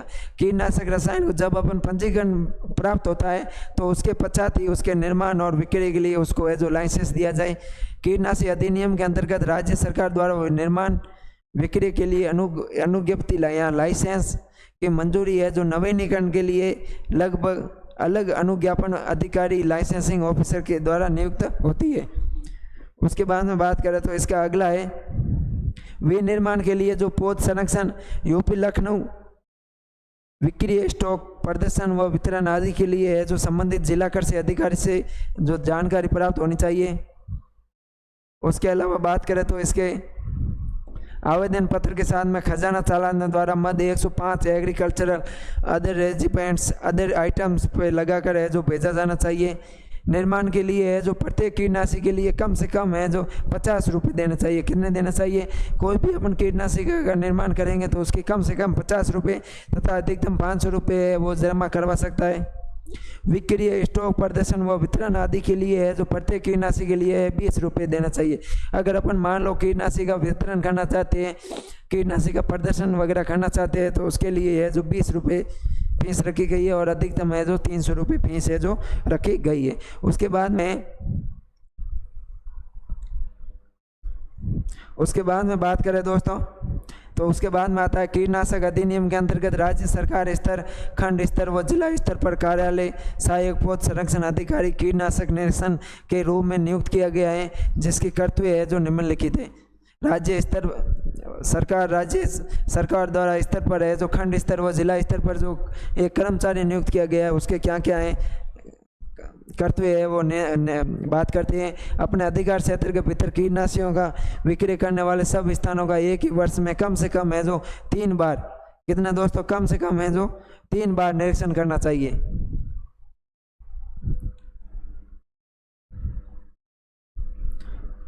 उसके बाद में बात करें तो ये अपना समाधान करना ही लाइसेंस की शर्तों का अनुपालन किया जा रहा है। इस बात का समाधान करना है अपन को कि जो लाइसेंस दी है उसकी शर्तों का अनुपालन कर रहे हैं या नहीं कर रहे हैं, उस लिखित शिकायत का है जो समाधान करना जो उसे दी जाए। उसके बाद में क्वेश्चन है defined ecology and describe a biotic factor of environment. पर्यावरण के हैं जो कौन से अजैविक कारक है उनके बारे में है जो अपन को बताना है। इकोलॉजी पारिस्थितिकी वो विज्ञान है जिसमें कीटों एवं वातावरण जिसमें वे रहते हैं उनके परस्पर संबंधों का है जो अध्ययन करते हैं। The relationship between organism and environment is called as ecology. इस इकोलॉजी शब्द का प्रयोग है सर्वप्रथम एच रेटर ने किया था। इकोलॉजी शब्द का प्रयोग सर्वप्रथम किसने किया था? इकोलॉजी शब्द का प्रयोग है सर्वप्रथम एच रेटर ने किया था। ध्यान रखना दोस्तों, क्वेश्चन आ सकता है न्यू टाइम में। इकोलॉजी शब्द का प्रयोग सर्वप्रथम किसने किया था? एच रेटर ने किया था। इकोलॉजी ग्रीक भाषा का शब्द है जिसका शाब्दिक अर्थ होता है जीवों के प्राकृतिक निवास का अध्ययन करना। अब बात करते हैं अपन कि कौन कौन से है जो एबायोटिक फैक्टर है। क्या एबायोटिक फैक्टर के बारे में है जो अपन अध्ययन करने वाले अजैविक कारकों के बारे में। तो पहला आता है तापमान। पर्यावरण के कारकों में से तापमान एक अति महत्वपूर्ण कारक है। पर्यावरण के जो अजैविक कारक है उनमें तापमान महत्वपूर्ण है। तापमान कीटों को 2 प्रकार से प्रभावित करता है। तापमान का सीधा उनके जीवन व विकास से संबंध है। ये है जो परोक्ष रूप से आर्द्रता, वायु, वर्षा आदि को भी प्रभावित करता है। अधिकांश कीटों का तापक्रम सहन करने की क्षमता है जो 0 से 50 डिग्री सेल्सियस होती है। उसके बाद में अपन अगले कार्य की बात करें तो अगला कारक आएगा आर्द्रता।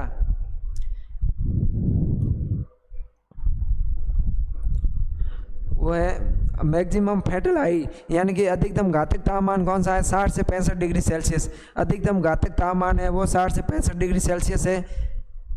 फेटल हाई टेम्परेचर वो है 48 से 52 डिग्री सेल्सियस। ऊपरी जीवन सीमा है वो है 40 से 45 डिग्री तापमान। उसके बाद में अपन बात करें तो वह है मॉइस्चर या आर्द्रता। आर्द्रता क्या होती है दोस्तों? आर्द्रता की अगर अपन बात करें मॉइस्चर या आर्द्रता की तो जल वाष्प के रूप में पाई जाने वाली वायु की नमी को क्या कहते हैं दोस्तों? आर्द्रता कहते हैं। जल वाष्प के रूप में है जो वायु में नमी पाई जाती है उसको क्या बोलते हैं दोस्तों? उसको है जो अपन आर्द्रता बोलते हैं। साधारणतः रूप में वायुमंडलीय आर्द्रता को आपेक्षिक आर्द्रता या रिलेटिव ह्यूमिडिटी कहते हैं। जो वायुमंडलीय आर्द्रता होती है उसको क्या बोलते हैं दोस्तों? आपेक्षिक आर्द्रता बोला जाता है। कीटों के जीवन यापन के लिए आर्द्रता की एक सीमा होती है। कीटों के जीवन यापन के लिए क्या है दोस्तों? आर्द्रता की क्या होती है? एक सीमा होती है। कीटों की क्रियाशीलता एक निश्चित आर्द्रता सीमा के अंदर होती है, जिसे क्या बोलते हैं? अनुकूल सीमा है जो बोलते हैं। उसके बाद में आता है दोस्तों लाइट, आता है प्रकाश। क्या आता है दोस्तों? लाइट या प्रकाश आती है। कि लाइट या प्रकाश क्या है? कीटों के जैविक क्रिया के लिए प्रकाश एक महत्वपूर्ण कारक है। कीटों की जैविक क्रिया के लिए दोस्तों प्रकाश है जो एक महत्वपूर्ण कारक है। प्रकाश अपने गौण तीव्रता अवधि के द्वारा कीटों का है जो प्रभावित करता है। प्रकाश का प्रभाव कीटों के वितरण पर भी पड़ता है। प्रकाश कीटों की गति एवं क्रियाशीलता को प्रभावित करता है। सभी कीट समान रूप से 24 घंटे एक तरह से है जो सक्रिय नहीं रहते। कुछ कीट रात्रिचर होते हैं, कुछ कीट दिनचर होते हैं, कुछ कीट प्रातचर होते हैं तथा कुछ कीट है जो गोधूली वेला के समय क्रियाशील होते हैं। उसके बाद में बात करें अपन दोस्तों आगे की बात करें तो आगे आती है वायु आती है। क्या आती है दोस्तों? आगे आती है वो आती है वायु। आगे क्या आती है दोस्तों? वायु। बात करें अपन वायु की तो वायु एक महत्वपूर्ण अजैविक कारक है दोस्तों। क्या है? वायु एक महत्वपूर्ण अजैविक कारक है। वायु का प्रभाव हमेशा अधिक दबाव से कम दबाव की ओर रहता है। वायु एक महत्वपूर्ण अजैविक कारक है और इसका प्रभाव है जो हमेशा अधिक दबाव से कम दबाव की ओर रहता है। वायु की गति कीटों के लिए विस्थापन में महत्वपूर्ण है। कीट एक स्थान से दूसरे स्थान पर जाना चाहते हैं तो उसके लिए है जो वायु की गति है जो महत्वपूर्ण है तथा उनकी जनसंख्या को प्रभावित करती है। इससे है जो कम उड़ने की क्षमता रखने वाले कीट है जैसे माऊ, फुदके तेज हवा का फायदा उठाते हुए है जो एक स्थान से दूसरे स्थान पर चले जाते हैं। उसके बाद में वर्षा तथा जल। क्या है दोस्तों? जल और वर्षा के बारे में कौन कौन से कारक है जल और वर्षा के? कीटों के जीवन यापन को बरसात प्रभावित करती है। जैसे वर्षा काल के कुछ कीट है संख्या बढ़ जाती है। वर्षा के समय कुछ कीटों की संख्या बढ़ जाती है क्योंकि इस समय जो कीटों के लिए भोजन की उपलब्धता बढ़ जाती है। उनके आसपास के वातावरण का तापमान व आर्द्रता उनमें वृद्धि होती है जो जनन के लिए क्या होती है? उपयुक्त होती है दोस्तों। उसके बाद में जो कारक आता है वो आता है मर्दीय कारक। क्या आता है दोस्तों? मर्दीय कारक। सॉइल फैक्टर आता है दोस्तों। सॉइल फैक्टर की बात करें तो पृथ्वी के चट्टानों के अपक्षय से बनने वाली पृथ्वी की ऊपरी परत क्या कहलाती है दोस्तों? मृदा कहलाती है। मृदा क्या होती है? कि पृथ्वी के चट्टानों के अपक्षय से बनने वाली पृथ्वी की ऊपरी परत मृदा कहलाती है। मृदा में कार्बनिक पदार्थ, ह्यूमस, वायु एवं जल होते हैं। ये सभी अवयव है जो कीटों की उपस्थिति, क्रियाशीलता तथा उनकी संख्या को है जो प्रभावित करते हैं। ह्यूमस, वायु, जल, खनिज पदार्थ, कार्बनिक पदार्थ है जो कीटों की उपस्थिति, क्रियाशीलता, उनकी संख्या को है जो प्रभावित करती है। मिट्टी की संरचना, मिट्टी की बनावट और मिट्टी के गुण कीटों की उपस्थिति तथा उसकी क्रियाशीलता को क्या करती है दोस्तों? निर्धारण है जो करती है। उसके बाद में बात करें अपने अगले कारक के बारे में तो अगला क्वेश्चन आता है वो आता है दोस्तों बायोलॉजिकल कंट्रोल क्या है? क्या दोस्तों? बायोलॉजिकल कंट्रोल क्या है? What is a biological control? Biological control क्या है? और right details about virus, microbial agent used in insect control. और है जो माइक्रोबायल इंसेक्ट जो वायरस है उसका जो माइक्रोबायल इंसेक्ट में नियंत्रण के लिए किस प्रकार से उपयोग करते हैं, तो इसका क्वेश्चन है जो 6 और 7वें में जो आंसर दिया हुआ है। उसके बाद में आता है cultural and mechanical method. Cultural and mechanical method, तो दोस्तों कल्चरल मेथड है वो अपन है जो पिछले क्वेश्चन में पढ़ चुके हैं। 6 के जो पहला क्वेश्चन है 2022-23 का, उसमें है जो अपन पढ़ चुके हैं। अब बात करते हैं अपन मैकेनिकल मेथड की। किसकी बात करते हैं दोस्तों? मैकेनिकल मेथड की।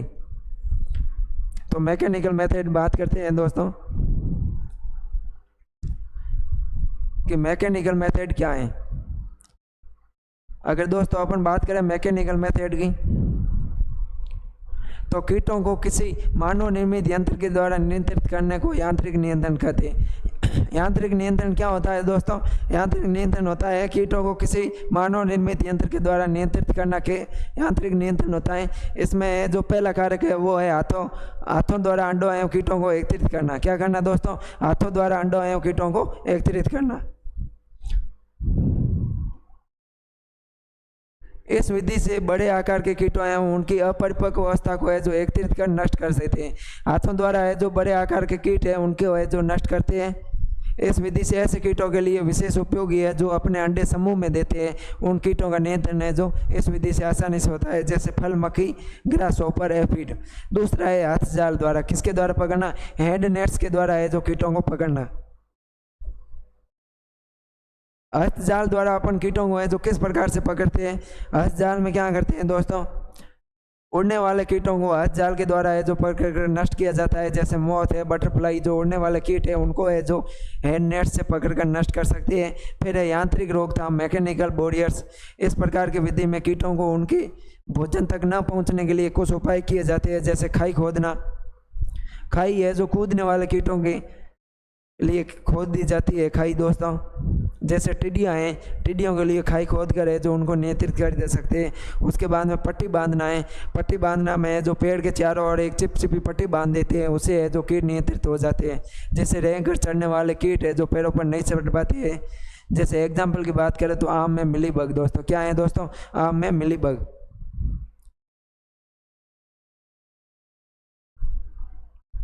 आम में जो मिलीबग होता है उसका नियंत्रण है जो इसी प्रकार से कर सकते हैं अपन। आम में मिलीबग। उसके बाद में है बाड़ लगाना। क्या लगाना दोस्तों? बाड़ लगाना। रेंगने वाले कीटों को रोकने के लिए है जो खेतों के चारों ओर दीवारें बनाकर है जो उनका नियंत्रित किया जाता है। फिर है यांत्रिक परपच। यांत्रिक परपच में आता है लाइट ट्रैप आता है। उसके बाद में फेरोमोन ट्रैप आता है। फिर आता है एडेसिव ट्रैप। क्या क्या दोस्तों? Light trap, pheromone trap, adhesive trap. अब बात करते हैं अपन लाइट ट्रैप की कि यह जो लाइट ट्रैप क्या होता है।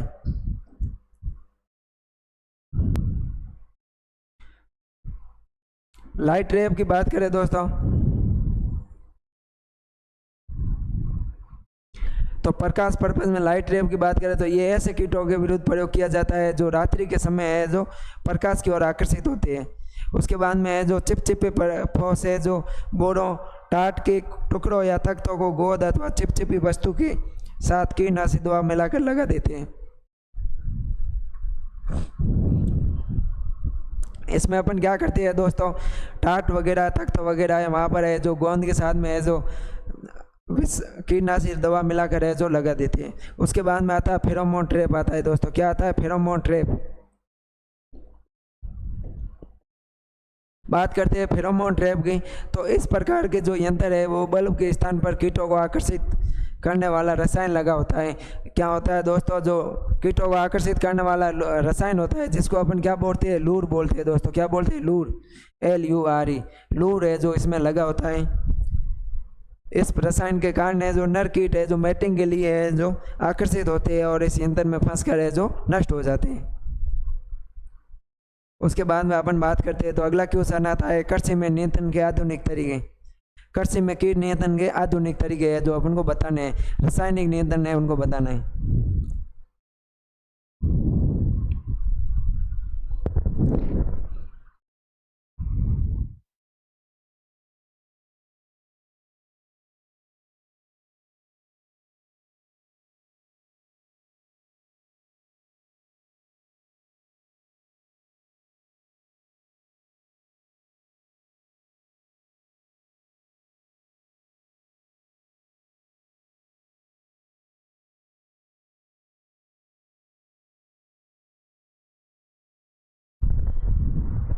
बात करते हैं दोस्तों कृषि में कीट नियंत्रण के आधुनिक तरीकों के बारे में।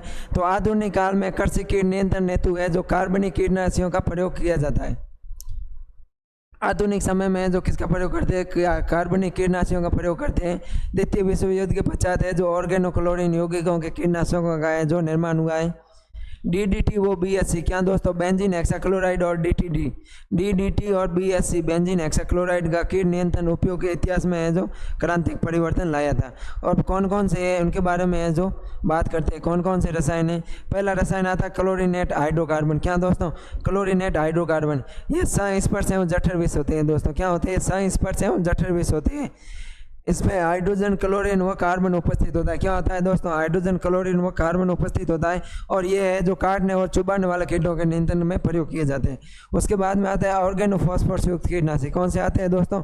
ऑर्गेनोफॉस्फोरस युक्त कीटनाशी। ये क्लोरीनेट हाइड्रोकार्बन से अधिक प्रभावी होते हैं। क्या है दोस्तों? क्लोरीनेट हाइड्रोकार्बन से जो ऑर्गेनोफॉस्फोरस है जो अधिक प्रभावित होते हैं। इनमें जो कीड़ों के जो प्रतिरोधकता उत्पन्नता नहीं होती है। ऑर्गेनोफॉस्फोरस जो युक्त कीटनाशी है इनके प्रति है जो कीटों में प्रतिरोधकता उत्पन्न नहीं होती है। स्तनधारियों के लिए ये प्रभावित और प्रभावी या हानिकारक होते हैं। उसके बाद में आते हैं कार्बोनेट कीटनाशी। कार्बोनेट कीटनाशी कार्बोनिक अम्ल के उत्पन्न होते हैं। क्या दोस्तों, कार्बोनेट यौगिक है जो कार्बोनेट कीटनाशी है ये कार्बोनिक अम्ल के क्या होते हैं दोस्तों, कार्बोनेट अम्ल के जो उत्पन्न होते हैं। ये मोलस्कानाशी गुण भी रखते हैं। क्या दोस्तों, मोलस्कानाशी गुण भी रखते हैं। संस्पर्श होते हैं, जठर है, सर्वांगीण विषय होता है। स्तनधारियों के लिए जो ये सुरक्षित है दोस्तों, जो ये कार्बोनेट कीटनाशी है ये स्तनधारियों के लिए सुरक्षित है।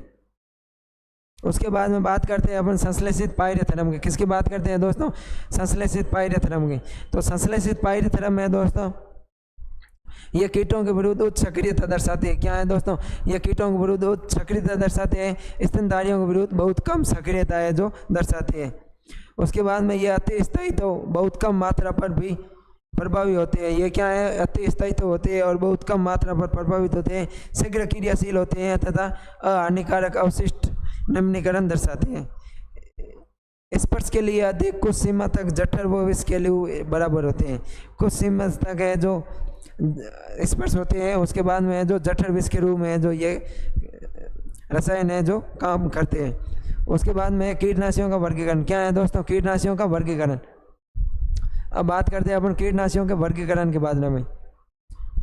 क्लासिफिकेशन ऑफ इंसेक्टिसाइड के बारे में बात करें, अगर अपन कीटनाशियों के वर्गीकरण के बारे में बात करें दोस्तों, तो कीटनाशियों का वर्गीकरण है जो 3 प्रकार से होता है। कितने प्रकार से होता है दोस्तों, कीटनाशियों का वर्गीकरण है 3 प्रकार से होता है।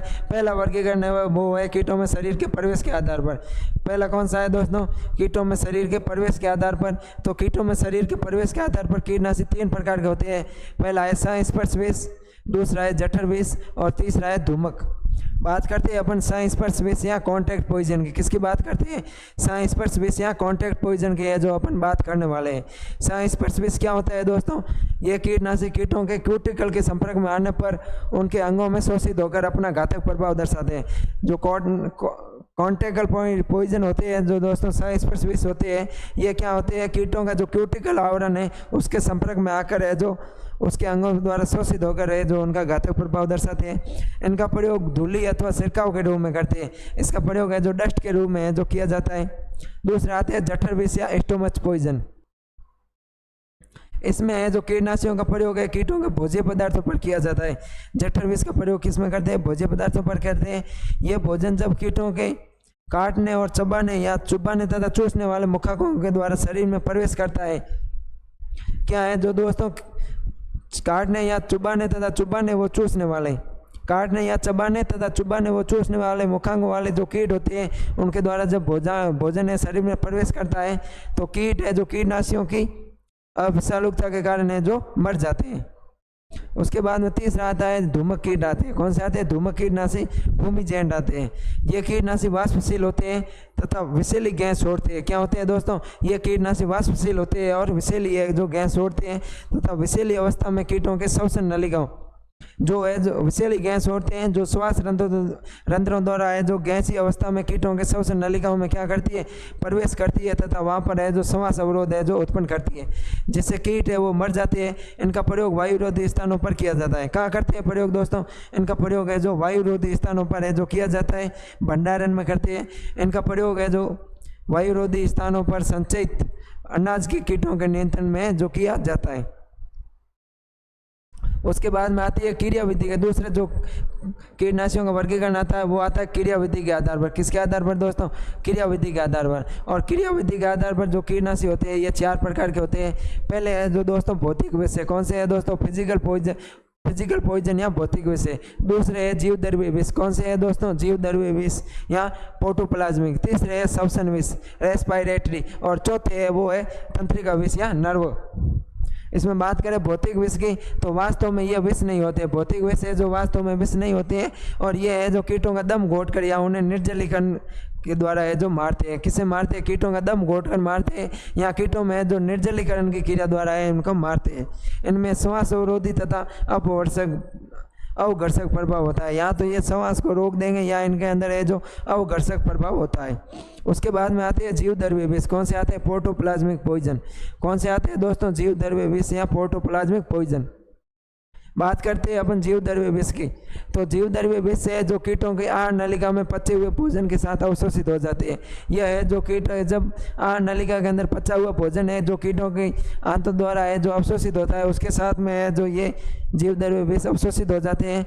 कोशिका के जीवद्रव्य में उपस्थित प्रोटीन पर प्रभाव डालते हैं, जिससे प्रोटीन का क्या हो जाता है? अवक्षेपण हो जाता है, कोशिका मर जाती है और जीव है जो मर जाते हैं।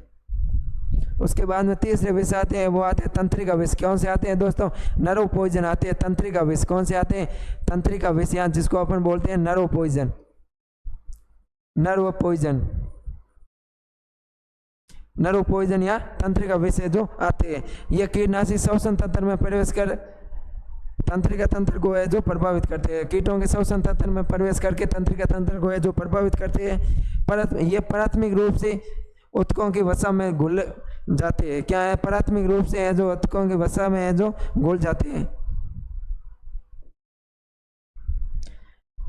तथा कीटों के जो एसिटिल कोलेस्ट्रेज एंजाइम का है जो संदमन करते हैं, जिससे कीट है जो बेहोश होकर है जो मर जाते हैं। उसके बाद में आता है श्वसन विष। श्वसन विष है जो श्वसन तंत्र में प्रवेश कर श्वसन संबंधी एंजाइमों को है नव्स जो है प्रभावित करते हैं। अब बात करते हैं रसायनों के स्वभाव का। तीसरा प्रकार आता है, वो आता है रसायनों का स्वभाव या सक्रिय घटकों के आधार पर।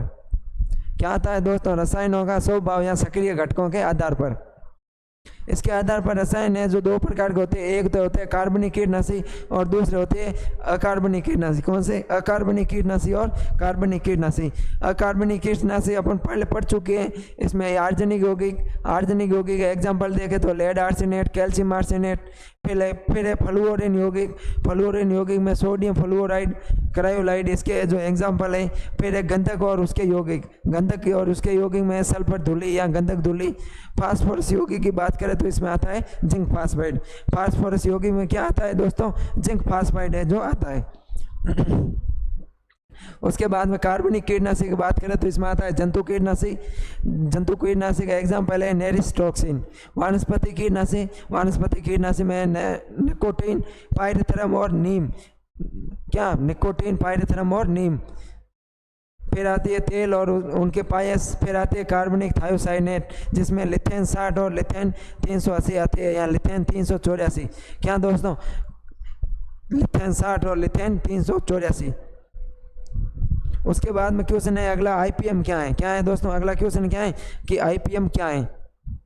तो आईपीएम क्या है, ये अपन है जो 2022-23 के 7वें का जो तीसरा है उसमें है जो अपन पढ़ चुके हैं। इम्पोर्टेंस ऑफ आईपीएम के क्या महत्व है उसके बारे में अपन है जो अब देखेंगे। अगर इसके महत्व की बात करें तो प्रकृति या वातावरण को सुरक्षित रखते हैं। क्या करते हैं दोस्तों? यह प्रकृति व वातावरण को सुरक्षित रखते हैं। कीट प्रतिरोधक फसलों का विकास करते हैं। फसलों में कीटनाशकों के अंधाधुंध प्रयोग को क्या करते हैं? कम करते हैं तथा प्रदूषण से मुक्त करते हैं। कीटों के अंदर जो फसलों में अपन जो अंधाधुंध कीटनाशियों का प्रयोग करते हैं उसका प्रभाव को कम करते हैं। फसलों पर लगने वाले कीटों का सर्वेक्षण करना तथा उनकी संख्या में बढ़ोतरी होने से पूर्व हुई आगामी चेतावनी जारी करना है। आईपीएम का इंपॉर्टेंस है, महत्व है। कीट नियंत्रण की विभिन्न विधियों का सामंजस्य स्थापित कर कीटों को आर्थिक नुकसान की सीमा से पूर्व हुई नियंत्रित करता है। क्या करता है दोस्तों? कीट नियंत्रण की जो विभिन्न विधियां हैं उनमें क्या करता है? सामंजस्य स्थापित करता है और जो कीटों की आर्थिक हानि स्तर है उससे पहले ही है जो नियंत्रित करता है। उसके बाद में अगला देखें प्रिंसिपल ऑफ आईपीएम। क्या दोस्तों? प्रिंसिपल ऑफ आईपीएम कि आईपीएम है जो इसके क्या सिद्धांत हैं दोस्तों? प्रिंसिपल ऑफ आईपीएम बात करते हैं अपन। आईपीएल के सिद्धांत, आईपीएम के सिद्धांत पढ़ते हैं। किसके सिद्धांत पढ़ते हैं दोस्तों? आईपीएम के जो सिद्धांत पढ़ते हैं। तो इसमें पहला सिद्धांत है मृदा की तैयारी, दूसरा है रोपण। पहला क्या है दोस्तों? मृदा की तैयारी करना, दूसरा रोपण, तीसरा मौसम पूर्वानुमान, चौथा है वो दोस्तों ट्रैपिंग है। उसके बाद में आता है सांस्कृतिक या परंपरागत नियंत्रण, जैविक कीट नियंत्रण और फिर रासायनिक कीट नियंत्रण। कॉन्सेप्ट ऑफ आईपीएम की, आईपीएम की क्या कॉन्सेप्ट है, क्या अवधारणा है? अब बात करते हैं अपन आईपीएम की अवधारणा के बारे में। आईपीएम की अवधारणा की बात करें तो इसमें पेस्टिसाइड के ज़्यादा प्रयोग के कारण कृषि में जो बहुत सी समस्याएं उत्पन्न हुई है उनका है जो जो अपन निजात पाएंगे, भोजन, चारे व मिट्टी में पेस्टिसाइड के अवशेष पैदा होना और इसके लाभदायी कीटों का नष्ट होना, कीटों का है जो प्रतिरोधकता क्षमता का विकास होना, ये है जो इसकी अवधारणा है। बात करते हैं अपने अगले क्वेश्चन की। तो अगला पेपर आता है 18-19 का। कौन सा आता है दोस्तों? 18-19 का पेपर आता है। इस पेपर को सॉल्व करने से पहले दोस्तों मैं जो पिछले 2 घंटे से लगातार बोल रहा हूँ तो थोड़ा सा पानी पी लेता हूँ। आप रुकना, यहीं जाना कहीं मत दोस्तों, मैं 2 मिनट में जो पानी पी के आता हूँ।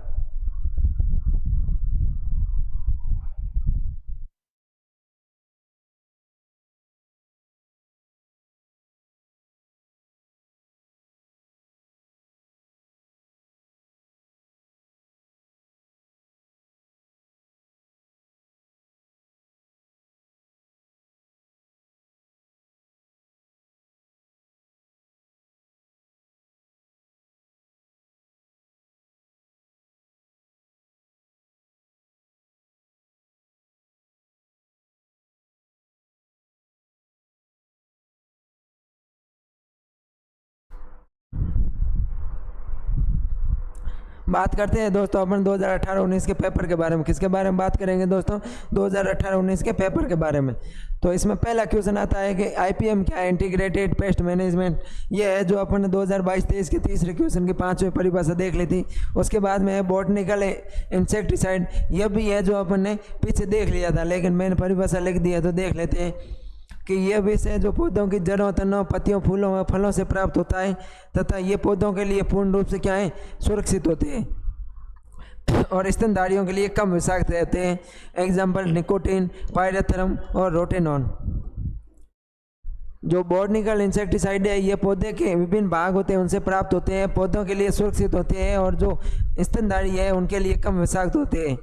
उसके बाद में सर्वांगीण कीटनाशी, यह भी अपन ने देख लिया है। उसके बाद में इकोसिस्टम, इसको भी है जो अपन ने पीछे है जो देख लिया है, 2021-22 के क्वेश्चनों में जो अपन ने देख लिया है।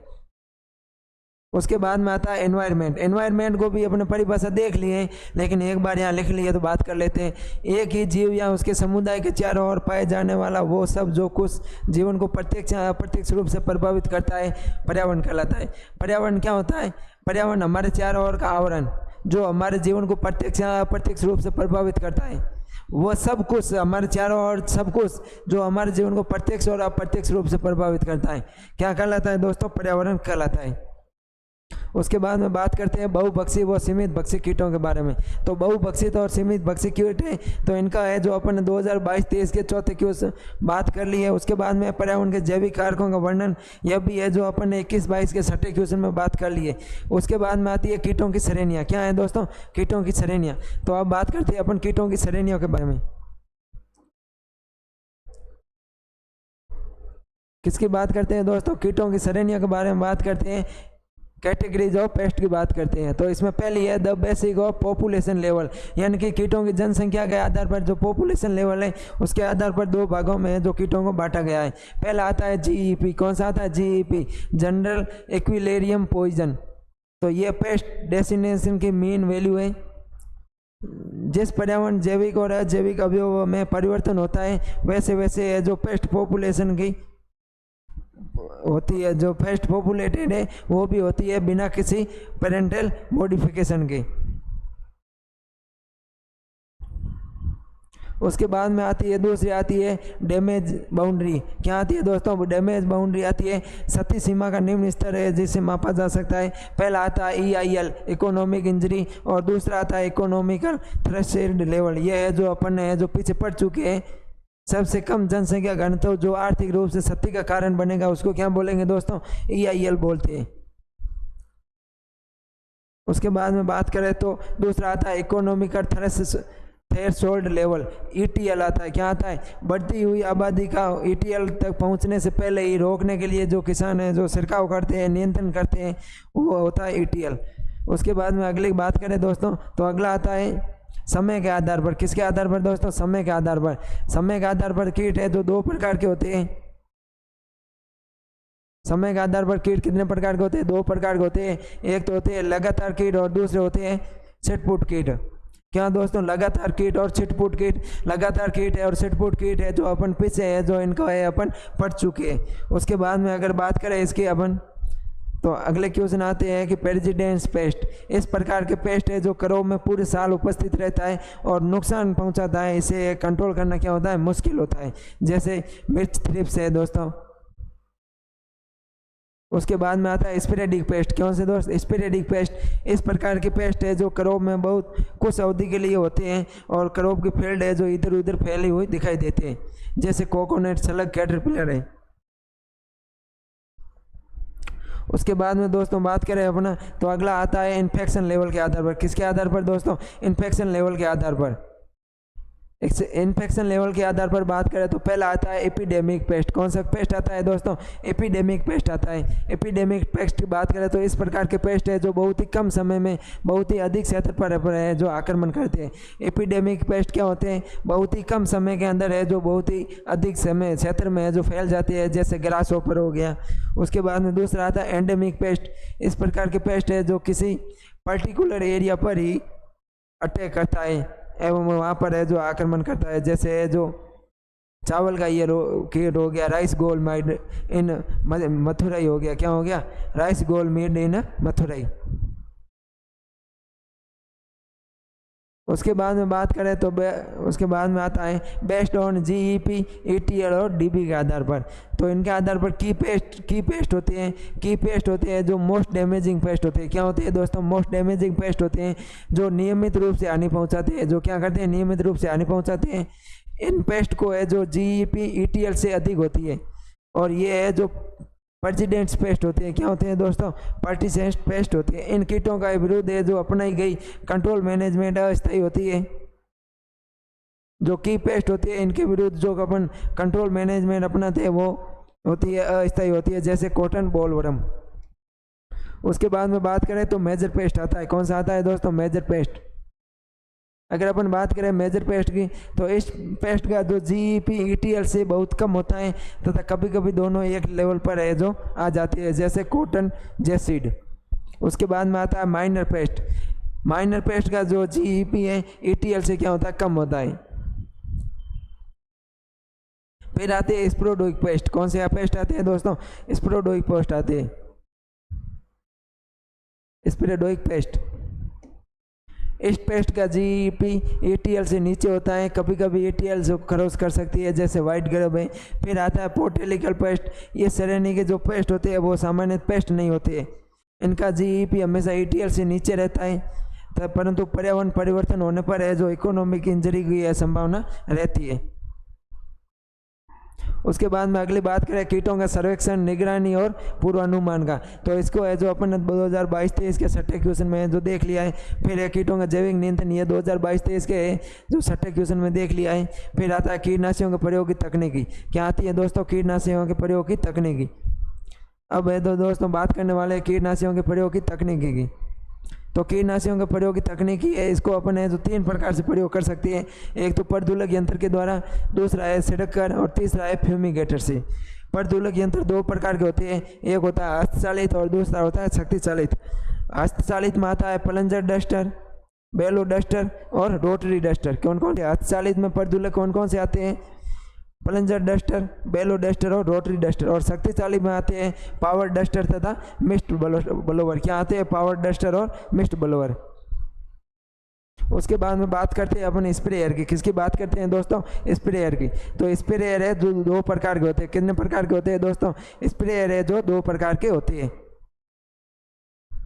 एक तो होता है हस्तचालित स्प्रेयर और दूसरा होता है शक्ति चालित। हस्तचालित में आता है ऑटोमाइजर, सलाई gun pump, compression air sprayer, knapsack sprayer, foot sprayer, rocker sprayer, stirrup sprayer और चार्ज पंप। और शक्ति चालित में आते हैं हाइड्रोलिक पावर स्प्रेयर और ब्लोअर स्प्रेयर। क्या आते हैं दोस्तों, हाइड्रोलिक पावर स्प्रेयर और ब्लोअर स्प्रेयर। बात करते हैं अपन अगले क्वेश्चन की, तो अगला क्वेश्चन है परंपरागत नियंत्रण क्या है। परंपरागत नियंत्रण को है जो अपन 2022-23 के छठे का पहले में जो आंसर दिया हुआ है। फिर है पादप प्रतिरोधकता, 5वें का दूसरा देख लेना 2022-23 का। सूक्ष्म जीव नियंत्रण क्या है, 2022-23 के छठे का है जो तीसरा है क्वेश्चन है वो देख लेना। उसके बाद में बात करें अपन कि मुख्य कीट और प्रमुख कीट क्या है, उनके अंतर के बारे में अपन को है जो बात करनी है। किसकी बात करेंगे दोस्तों, मुख्य कीट और प्रमुख कीट के अंतर के बारे में। तो बात करते हैं अपन मुख्य कीट यहाँ की कीट और प्रमुख कीट का क्या अंतर है उनके बारे में जो अपन बात करने वाले हैं। उनके बारे में अगर अपन बात करें मुख्य कीट और प्रमुख कीट की, तो मुख्य कीट होता है जो वातावरण में पाए जाते हैं, प्रमुख कीट है जो जिसके परिणाम स्वरूप है अक्सर क्षति होती रहती है, और ये है जो आर्थिक रूप से महत्वपूर्ण कीट होते हैं। की कीट है जो आर्थिक रूप से महत्वपूर्ण होते हैं, लेकिन जो प्रमुख कीट है ये हानिकारक होते हैं। प्रमुख कीट क्या होते हैं दोस्तों, हानिकारक होते हैं, और जो मुख्य कीट है ये हानिकारक नहीं होते हैं, लाभदायक होते हैं। और जो प्रमुख कीट है दोस्तों ये नियंत्रण, इनके जो हानिकारक होते हैं इसलिए जो इनको नियंत्रण की क्रिया है जो अपनाई जाती है। उसके अलावा ये विशेष फसलों के कीट होते हैं, लेकिन ये प्रमुख कीट है जो एक से ज़्यादा फसलों के कीट को है जो हो सकते हैं। मुख्य कीट के एग्जाम्पल की बात करें तो एपिस हो गई, मधुमक्खी हो गई, उसके अलावा रोग वाग मच्छर है वो हो गए। और जो प्रमुख कीट के एग्जाम्पल है वो है मिलीबग और सफ़ेद लट। क्या है दोस्तों, मिलीबग और सफ़ेद लट। उसके बाद में बात करें दोस्तों अपन तो इम्पोर्टेंस आते हैं, जो है जो इम्पोर्टेंस है अपने लिए कौन कौन से हैं वो उनकी बात करते हैं अपन। इम्पोर्टेंस क्वेश्चन है तो इसमें पहला आता है, वो आता है दोस्तों बायोपेस्टिसाइड। क्या आता है दोस्तों, बायोपेस्टिसाइड कि जैव कीटनाशक क्या है, बायोपेस्टिसाइड क्या है। अगर अपन बात करें बायोपेस्टिसाइड यहाँ जैव कीटनाशक की, तो जैविक रसायन जो फफूंदी बैक्टीरिया विषाणु पर आधारित उत्पाद हैं जो फसलों या सब्जियों को फलों को कीटों से नुकसान से जो उत्पादन बढ़ाने में जो सहयोग करते हैं, जिसका स्वास्थ्य व पर्यावरण को कोई क्षति नहीं होती है। क्या दोस्तों, जैविक रसायन जो अपन को फफूंदी या कवक जीवाणु विषाणु पर आधारित उत्पाद से है जो बनते हैं, और जो फसलों एवं सब्जियों या फलों पर है जो कीटों के प्रभाव को क्या करते हैं, कम करते हैं, और इनका है जो स्वास्थ्य व पर्यावरण को कोई क्षति नहीं होती है, उसको क्या बोलते हैं, जैव कीटनाशक या बायोपेस्टिसाइड है जो बोला जाता है। उसके बाद में बात करें तो कीट महामारी आता है दोस्तों। क्या आता है, कीट महामारी कि एक विशेष क्षेत्र में एक गंभीर रूप में कीट का अचानक प्रकोप होना क्या कहलाता है दोस्तों, कीट महामारी कहलाता है। कीट महामारी क्या होता है, एक विशेष क्षेत्र में एक गंभीर रूप से है जो कीट का अचानक आक्रमण होना कीट महामारी कहलाता है। उसके बाद में आता है दोस्तों पुनरुत्थान। क्या आता है दोस्तों, पुनरुत्थान आता है। पुनरुत्थान की बात करें तो जिसका प्रभाव खत्म हो गया है उसको वापस स्थापित करना क्या कहलाता है, पुनरुत्थान कहलाता है। पुनरुत्थान एक अमर अवस्था है। क्या है दोस्तों, पुनरुत्थान है जो एक अमर अवस्था है। यह शरीर के साथ में है जो आत्मा का पूर्ण मिलन है जो बीमारी या मृत्यु के अधीन नहीं होती है। उसके बाद में बात करते हैं अपन ओडूम की परिस्थिति की। किसकी बात करते हैं, ओडूम की परिस्थिति की। आधुनिक परिस्थिति के जनक किसको कहा जाता है, ओडूम को कहा जाता है। क्या दोस्तों, ओडूम है इसको है जो मॉडर्न इकोलॉजी है, जो इकोसिस्टम है, आधुनिक परिस्थिति है, इसका है जो जनक कहा जाता है। पारिस्थितिकी तंत्र की संरचना और कार्यों का अध्ययन किया ओडूम के अनुसार है जो पारिस्थितिकी है जो तंत्र की संरचना और कार्यों का क्या है, अध्ययन है। उसके बाद में आगे देखते हैं तो आगे आता है अंतर आता है, वो आता है दोस्तों अगला अंतर किसका आता है दोस्तों, उसकी बात करें तो अगला अंतर आता है दोस्तों वो आता है एग्रो सिस्टम और नेचुरल इकोसिस्टम। क्या दोस्तों, एग्रो इकोसिस्टम और नेचुरल इकोसिस्टम, कृषि पारिस्थितिकी और प्राकृतिक पारिस्थितिकी। कृषि पारिस्थितिकी है जो कृषि उत्पाद प्रणालियों से संबंधित पर्यावरणीय प्रक्रियाओं के व्यवस्थित अध्ययन को कहते हैं। कृषि पारिस्थितिकी किसको कहते हैं दोस्तों, कृषि पारिस्थितिकी कृषि उत्पाद प्रणालियों से संबंधित पर्यावरणीय प्रक्रियाओं के व्यवस्थित अध्ययन को कहते हैं। और प्राकृतिक पारिस्थितिकी है जो ऐसे पारिस्थितिकी तंत्र होते हैं जो प्राकृतिक रूप से होते हैं और मनुष्य भी किसी हस्तक्षेप के बिना जीवित रहते हैं। उनमें है जो खेतों में होने वाली पर्यावरणीय हानि को सम्मिलित किया जाता है, और नेचुरल इकोसिस्टम का निर्माण है जो प्रकृति के द्वारा होता है। और जो एग्रो इकोसिस्टम है ये पौधों और जानवरों के समुदाय के रूप में परिभाषित किया जाता है, लेकिन नेचुरल इकोसिस्टम है ये मरुस्थल व घास के मैदान के पारिस्थितिकी तंत्र होते हैं। कृषि पारिस्थितिकी तल के दो घटक होते हैं, जैविक और अजैविक। जैविक की बात करें तो इसमें कीट और किसान आते हैं, और अजैविक में आते हैं जलवायु, संसाधन, मिट्टी। और इसके भी दो होते हैं, प्राकृतिक और कृत्रिम। प्राकृतिक में आते हैं नदी, झरना, कृत्रिम में आते हैं तालाब। उसके बाद में बात करें तो पत्तियों की अधिकता से कीटों की है जो जटिलता बढ़ती है। इसमें क्या होता है, एग्रीकल्चर इकोसिस्टम में जातियों की अधिकता होती है। किसकी होती है दोस्तों, जातियों की अधिकता होती है, जिससे है जो कीटों की जटिलता बढ़ती है। और इनका एग्जाम्पल है जंगल, पहाड़, नदी, घास के मैदान आदि। तो दोस्तों है जो आज अपन है जो फोर्थ सेमेस्टर की जो एंटो 222 है, एंटो 221 है, क्या दोस्तों, एंटो 221, इसका है जो अपन ने सिलेबस एनालिसिस किया है तथा अपन ने जो प्रीवियस ईयर के है जो क्वेश्चन पेपर की है, ये क्लास है जो 2 से 2.5 घंटे की जो क्लास हुई है, ये क्लास है जो अपन सबके लिए है जो एक रामबाण क्लास से होने वाली है। तो मैं आशा करता हूँ कि इस क्लास से जो मैंने पढ़ाया है यह आपको समझ में आ गया होगा। और मेरी आपसे एक गुजारिश है कि प्रत्येक फोर्थ सेमेस्टर के प्रत्येक विद्यार्थी तक इस क्लास को पहुंचाने की कृपा करें। तो मिलते हैं नेक्स्ट क्लास में, तब तक के लिए धन्यवाद। थैंक यू दोस्तों।